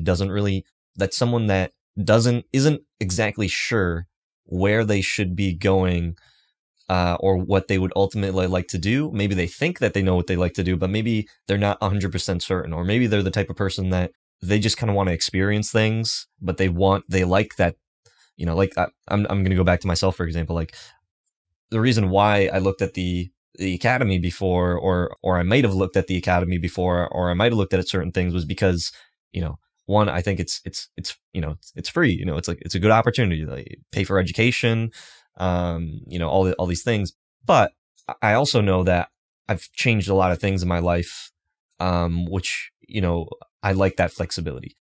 So for someone that doesn't really know what they want, but they look at that and they say like, this is a good opportunity because it's free education, and you get a career and stuff like that. Do you think that people, what are the types of things that maybe people really should be looking at, that are interested in the Coast Guard as a career, but aren't really sure exactly what they want to do in the Coast Guard yet? Maybe. Tough question. I think to kind of, I guess, preface it, before diving really deep into the details, like, hey, you need to do this to get to this, to then do this, right? Like having those options, having that flexibility, I think, combined with that, like you said, that educational piece, combined with like knowing, yeah, yourself, right? Like, all those factors certainly can make your decision easier or harder, right? And so I'd say, like you kind of alluded to it earlier, like, yourself, where you've made your mind up multiple times. So, maybe that year at community college, like you said, is for me, I needed it to kind of become more mature, and then at that point I realized, like, hey, is this what I want to do, or what am I passionate about? Like, do I see myself, you know, going down this road, or going, at the time I did it.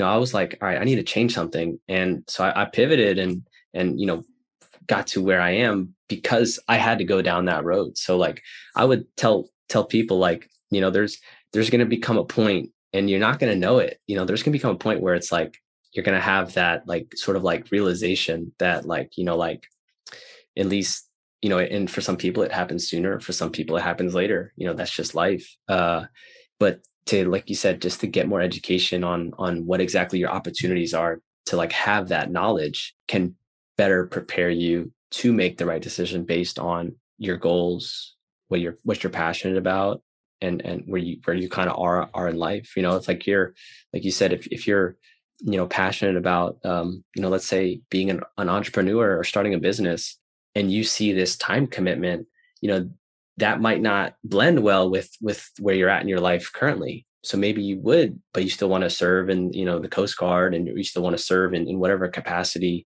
At least knowing your options, I think, is a great start.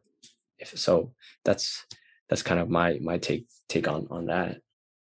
Sorry to throw that at you. It's a loaded question because it's like it is a loaded question, but that's, and maybe that's just because of who I am. Like, throughout high school, like I had no clue what I wanted to do. And then it was just like, oh, I want to become a rescue swimmer.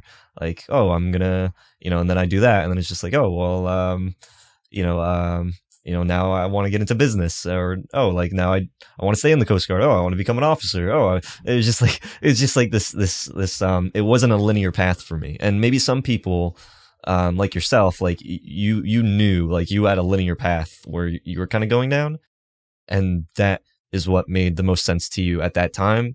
And you were very clear with that, and that showed because the academy picked you up, flight school picked you up, and so people looking at that, it's just like, oh, if I want to get to where Matt is, then I should do what Matt did, which I also want to say is like, yes, you can, you can do that, but at the same time, if I wanted to become a pilot, maybe, if I wanted to become a pilot, I'm sure that I could, as long as I fit within the time constraints. But I have to be very clear on that in my career as an enlisted and what I'm doing today. If I'm not clear on what I'm doing today, and then I just decide like one day, like I want to become a pilot, and I didn't have the appropriate things that I was doing, then that's probably not going to happen.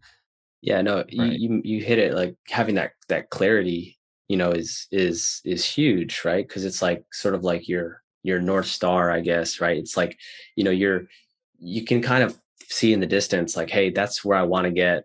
And you mentioned like having that linear path. It's like, it might seem like it, like further on in the future, but you're going to have some bumps in the road. Like you're going to have to, kind of pivot where you're going and to kind of get you back on track.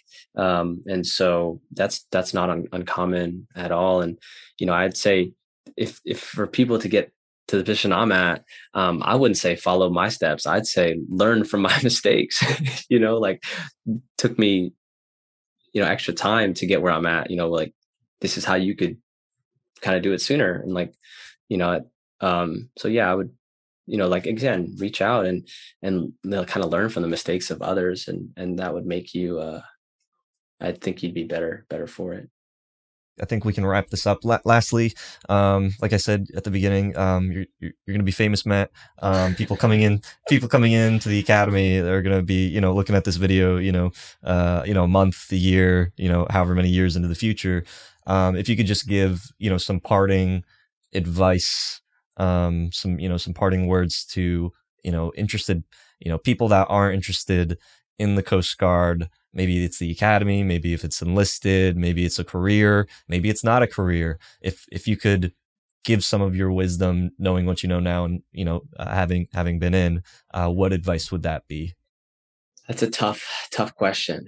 Tough question. I would certainly, I would say for someone that's just thinking about it, I would say become like kind of like plugged in terms of the getting the resources for like the education, and in terms of like knowing what the options are. Like knowing is half the battle, right? Just seeing what's available.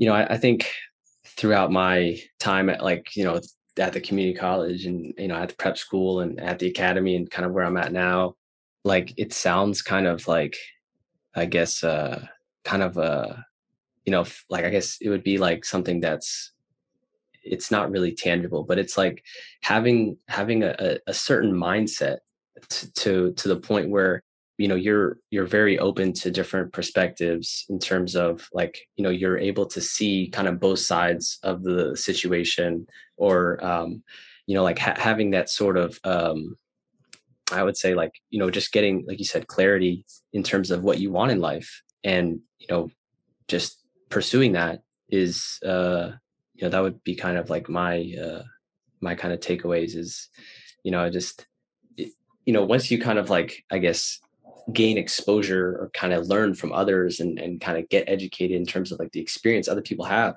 you then know of the possibilities, and it's like you don't know what you don't know, but you know reaching out to people, getting their perspective, there's so much knowledge in somebody's like life's experience. And so yeah, that's the thing I'd take is to be open to learning from other people, right? That would be kind of my takeaway. And any specific resources or places or things that people should be looking into to kind of gain that? Obviously, this channel, the point of this channel is to help people in their military careers, figuring out those different possibilities. But as far as like what you didn't start your career by watching this video or this channel, so it's like, but there were specific things that you started looking at that also did kind of give you this insight. So what specific resources would you recommend for people that are looking at the Coast Guard or trying to make a decision in their life? Yeah. So I think like I said is find someone that's at a position or at a point where you want to be. So I actually, had the opportunity to kind of get on a call with and this is something that that they at the Coast Guard Academy is they have these mentors, they have alumni that are more than happy to like kind of share their experience. And everything is all online, and YouTube, Instagram, Facebook, and so like, even just like a Google search of like, the Coast Guard Academy, and, like people will be able to find those resources. But I would say to act on those resources, reach out to people, like I said, that are where you're at. So like for me, I actually spoke with people that were Coast Guard aviators, when I was way back in yeah, it was in like community college, when I was applying to the academy. And I was kind of curious. I was like, like, hey, like, can we like reach out and talk to people? And like the admissions office, they're more than willing to like share these resources. Like, at least that's kind of my experience. And so like I asked them like, hey, like, like, what does it mean like to be in your position? Like, like, and like the questions that you're asking me is just to see like, because then once you have that information, then you can act on it. Like, like and you kind of like, I think that throughout the term, like I'm like a mentor, but you obviously want to find someone that is that you can kind of get along with, or what I mean, like you kind of like have a good sort of like vibe too. So those are like the big things, is to network and reach out and kind of have mentors. And sometimes your mentors are going to be younger than you, like what it could happen. So Yeah. I think like this video in particular, for me personally, I feel like it really strikes a chord because it's a very big decision when you're going through high school, and then you have to make a life choice that can really changes your life and where you want to go. And like what you said, like you reach out to a mentor or somewhere that you want to be, and that's one of the things that I've always done, and probably why like my interview style is the way that it is, because like I'm always asking the questions that maybe other people aren't just going to ask, and that for me to be able to make a really good decision, like I have to be able to process it really well. So it's like asking specific types of questions, and maybe even repeating specific things because it doesn't click the first time, but then the second time you hear it, then it makes sense. Maybe not everybody has that ability, or maybe they don't process things that same way. But like what you said, like I've asked different mentors throughout my life, but then to also point out to people that are, in that position where it's like, you're in high school or you're trying to make a decision in your life, just because you talk to one mentor, you can have multiple mentors in your life and in different aspects. Like the Coast Guard has this thing now, which, I've used every year since it's been out, is it's the Coast Guard mentor program. And I think that it might even actually be open to civilians, to people that are interested in the Coast Guard. And essentially, what it is, it's a way for the Coast Guard to pair up with other people in the Coast Guard, and you can, find a mentor. So you put where you're at in your life, and then where somebody else is in their life, and you could either be like a mentor or a mentee. It's probably something that I'm even going to do after I transition out, because it's been beneficial to me. But it's interesting though too, because at every different stage, I've had 3 mentors since it's been out, so it's almost like 3 years now, and each mentor that I got was a very different mentor in what I was trying to get in life. Like my first mentor was when I wanted to become an officer in cyber. So like that was my mentor then, and then my second mentor was about real estate. And like, that's when my life shifted from, becoming an officer, when I wanted to first join, do the cyber stuff, to, when I was in real estate. That first mentor was awesome. Like and if I wanted to go the cyber route and I wanted to become like a cyber officer with that mentor, like I'm very sure that I could have done that. And I would have had the resources, I would have had that linear path, but I didn't. And because I didn't feel, because my path shifted. My second mentor was in real estate, and he was also getting out of the Coast Guard. He was an officer as well. The first one was an officer. The second one was an officer as well. And he was getting out of the Coast Guard, and he built up his real estate portfolio to where he was going to be, living off of his real estate and getting out, and thinking about whether to come back in or get out. But he was getting out temporarily through this program called TempSep, which we'll be making another video talking about that. And then my third mentor was already out of the Coast Guard. He's a reservist, and he is like business consultant, and like he's for like the business. so it's like but each mentor, like if I just found like one particular person and said like, this is I found my mentor, unless I knew like with 100% certainty like this is what I want, you can follow that. But and maybe it's just me, maybe other people aren't like this, which I'm sure that's not true. But find different, like you said, you have to find that person. But also, just because you find that person doesn't mean that you shouldn't find like that another person. Or you could even find like 2 different people, find 2 different mentors. Find a mentor in aviation, and find a mentor that has another interest that maybe you're thinking. Because if you think and you just follow that one path, you don't, like you said, you don't know what you don't know until somebody educates you, and then those opportunities open up. 100%. 100%.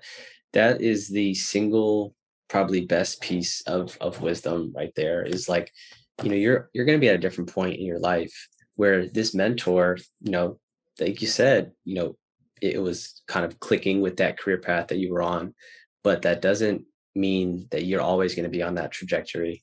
Things happen in life. You have a significant other, your plans change, your goals change, but to make it applicable, the first step is just becoming aware of those possibilities. Because if you're never aware of those possibilities, then regardless of whoever mentor, whatever, you're never going to make any action towards that step, because you just don't know. So like, I think like you said, like that progression between those 3 examples that you gave, I'm sure that the your first mentor, like if you wanted to pursue cyber, man, you had all the information, all the knowledge. But that's a whole different perspective than the third mentor, who's a business consultant. And so having those different perspectives allows you then to make a decision that is right for you. And that's what's important, is to collect that information, but then to just act on it. And you acted on it before that because you went out and said, hey, I'm interested in this, this, and this. I see you're doing this, this, and this. How do I get to where you're at? What do I need to do? But like, at least you took some action and put yourself out there and reached out, because, you know, that's probably the most pivotal point, is to just get the ball rolling, you know? So, Yeah, yeah. Life is very very dynamic, but I think the like I say, and I'll probably always say is, the Coast Guard, it is a really good opportunity in that you can choose, but at the same time, I'm not calling you out or anything, Matt. I'm just saying, like, you're there call is out, call out there at there will. there there is a commitment, with the military, which is different than civilian. Like civilian, like you can make any decision that you want, in the confines of the law, and you can change your mind and you can do different things. With the unique thing about the military, though, is like you're in a contract, and there's a time commitment involved, which can be very scary for a lot of people, that when they're coming out of high school or they're trying to make a career change in their life, these next 4 years, or like in your case, like 11, 8 years at this point, is that the right choice that you should be making for that amount of time that you have to commit? Like for me, like I did a 4 year commitment, then I did another 4 year commitment, and I'm at that end of that coming towards the end of that 4 years. I'm at this pivotal point right now where it's like, do I make another commitment for those 4 years? And then what options do I have as far as that? And it can be scary for a lot of people that are just coming in, where it's like, these 4 years, like, what if my life changes? What if I decide, like, I want to go the path that Matt went down, which, requires 8 years? Or what if I want to go down the path that Julian went down, that, requires 4 years? Or for you, it was, the 6 years plus the 8 years. So it's like, there's these time commitments there. Going to college for 4 years. If you're in the Coast Guard and then you want, you go enlisted or you go officer, and then you want to get your master's degree, like that education program, and there's a time commitment, 2 years of education for that, plus 4 years of service, or C Spy. Like that was another option that I had. Like as an enlisted, I could go to C Spy, which is a 2 year commitment to get your bachelor's degree. And you already have to have your associates. So you get your bachelor's degree, and then you become an officer, and then there's a 4 year commitment with that. So that's 6 years right there. Those time commitments, it can be very intimidating for, people that are in high school that don't maybe necessarily know what they want, or they think that they know what they want, but maybe they don't realize maybe that thing that they do want might not actually also happen because the needs of the service. Yeah, and that's such a, very true, like that whole commitment thing is, it's, yeah, extremely daunting to basically, have to, or be in a position to maybe make a decision, with a commitment attached to it. But, I would say, prepping yourself prior to making that decision is, again, where I would sort of emphasize, like, getting those resources, getting that extra perspective, getting that knowledge and that education. Like you said, life changes. It's never going to go according to plan. That's it. Yeah. So yeah. And that's okay though, because, like, even if that person that did a 4 year commitment didn't was like, I don't want to do commitment, you know, I would argue, like, at least they did something that they learned something along the way. They're better off. I would, argue, is like, better off in what terms? Well, in terms of them deciding that either this was for them or this wasn't, right? Now you just knocked off one thing off the list. And I know maybe that's not the best process, but at least it's something, and so yeah, I would, yeah, no, it can be tough and challenging, but I would say also just know that, don't feel like you have to make this decision on your own too.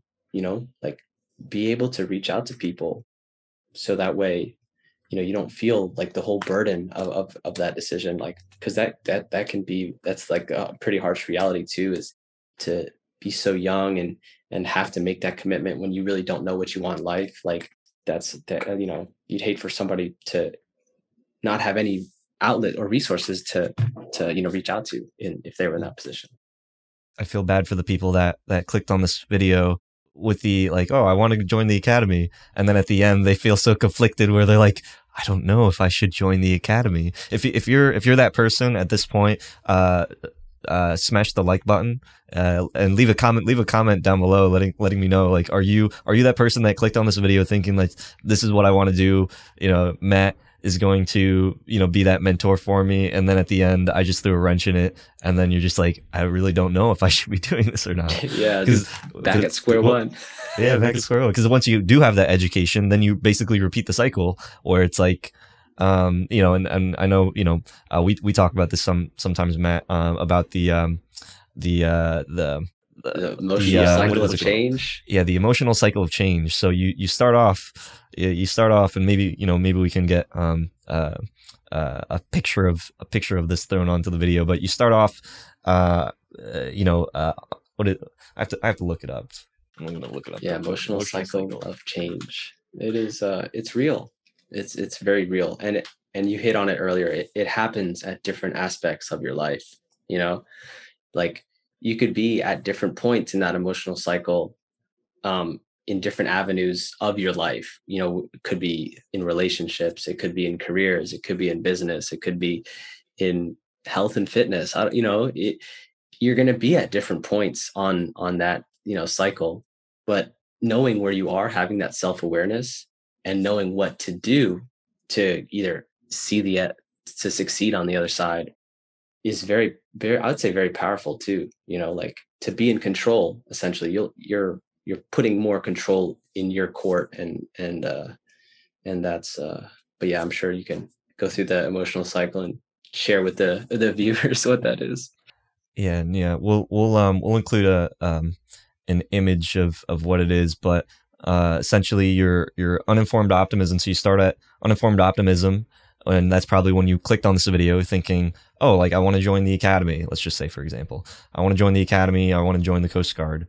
And then, maybe during this video, you got the informed pessimism. Now what the academy's like, what it entails, like commitments and stuff like that. And now you're in the valley of despair. And then, you either repeat that cycle. So then you go back and then you say, oh, well, now I want to go enlisted. And then you say, now you're back at informed optimism. Then you find out what's involved with, the enlisted side. Then you're in the informed pessimism. And then people typically repeat this cycle. Step 1, uninformed optimism, to step 3, valley of despair. And they repeat that cycle over and over and over again. And then you never make any decisions. But like, kind of what you did was you started with that uninformed optimism, but then you made it to that success and fulfillment by you being at the flight school. So you went through that valley of despair and you made those decisions. Had you not done that though, and where most of my life has been on uninformed optimism and valley of despair, and then repeating that cycle multiple times, trying to make specific decisions until you eventually make a decision. And then you go through that valley of despair, and then you get into the informed optimism and to that success and fulfillment. It's probably one of my favorite. I don't know what these things are called. Graphic. It's just a these chart. Yeah, it's a chart. Yeah, but yeah, no, going through that valley of despair is where you're going to grow. To repeat that cycle is easy. Everybody does it, but to go through and endure that valley of despair, whether it's for a day, week, months, I mean, basically 6 years for me to get on that success. But then that's the beauty of life, is now I reach that endpoint, but then I'm back at square one for now starting the flight school, or I'm back at square one starting my first tour, and you go through an emotional cycle of change again. So it's going to pop up at various aspects of where you are in your life, and but having that self-awareness is key. Yeah. So yeah, if you're in that position and you're trying to make a decision, just know that any decision that you make in life, it's never going to be easy. Whether you decide to follow the path that Matt went down, whether you decide to follow the path that I went down, whether you decide to, do neither of that and choose your own path, it's always going to be challenging. Everybody goes through a valley of despair. But going back to that time commitment, there's always also options. I don't want to say like Matt that you don't have any options at this point. Like, let's just say like, something major comes up, like, even though you made those commitments, and there is that commitment, does that mean that you don't have like any choices at this point? Like, it's like, you did, you're going to be doing essentially that's 8 years of school. Do you not have that choice to like, like if something comes up, or is that like you have to do this for the next, let's say 11 years or 8 years? Yeah, and I mean, I think that's like definitely a discussion with they call them detailers or your assignment officers, and you can kind of work with where you're at in your career path, and like obviously you definitely want to pursue a specialty in order to promote. So for me, knowing that if I didn't pursue a specialty, then I shouldn't expect to promote further on, if that makes sense. So yeah, I mean it changes like you said, very dynamic, but reaching out to the people that are responsible for guiding you or giving you information on that is how you then can be prepared to make the next decision. So yeah, no, with the time commitment, I'd like to think that the Coast Guard is super. They're very willing to work with their service members to an extent. You can't just be switching back and forth every year after year. That's not going to fly. I think I read I saw an article somewhere at one point where it was like this person said that they wanted to try every rate in the Coast Guard. Like they're like, oh, I'm a CS, and because like in the Coast Guard, like people, there's people that go a specific rating, like ET, and then they switch over to IT, or they're at the academy and then they want to join the enlisted.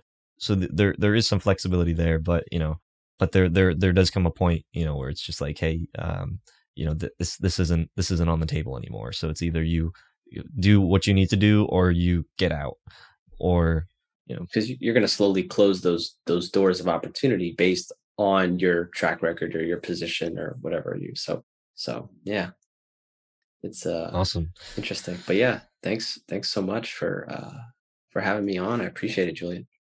Yeah, and what would you recommend if anybody has any particular questions? What's the best form that they can get in touch with you? Would you rather people just comment on this video? Do you want to give out your contact, or if anybody has any particular questions about the academy, flight school, stuff like that? What's the best way for them to get in Yeah, touch? so I'm sure we'll put my email in the show notes. Reach out on social media. Trying to be a little bit more active on Instagram, LinkedIn. Yeah, feel free to reach out, comment on the video, and I'll leave my email. And I think that's probably the easiest way for people to get in contact. Email and maybe cell phone. I don't know, whatever whatever works. Awesome. Well, I hope you guys enjoyed this video. If you did, be sure to give it a big thumbs up, subscribe if you haven't already. If you are thinking about joining the military, thinking about joining the Coast Guard, thinking about your future, your life being in the military, then subscribe to this channel. And yeah, thank you so much, Matt, for taking the time. Yeah, thanks so much. Appreciate you having on me.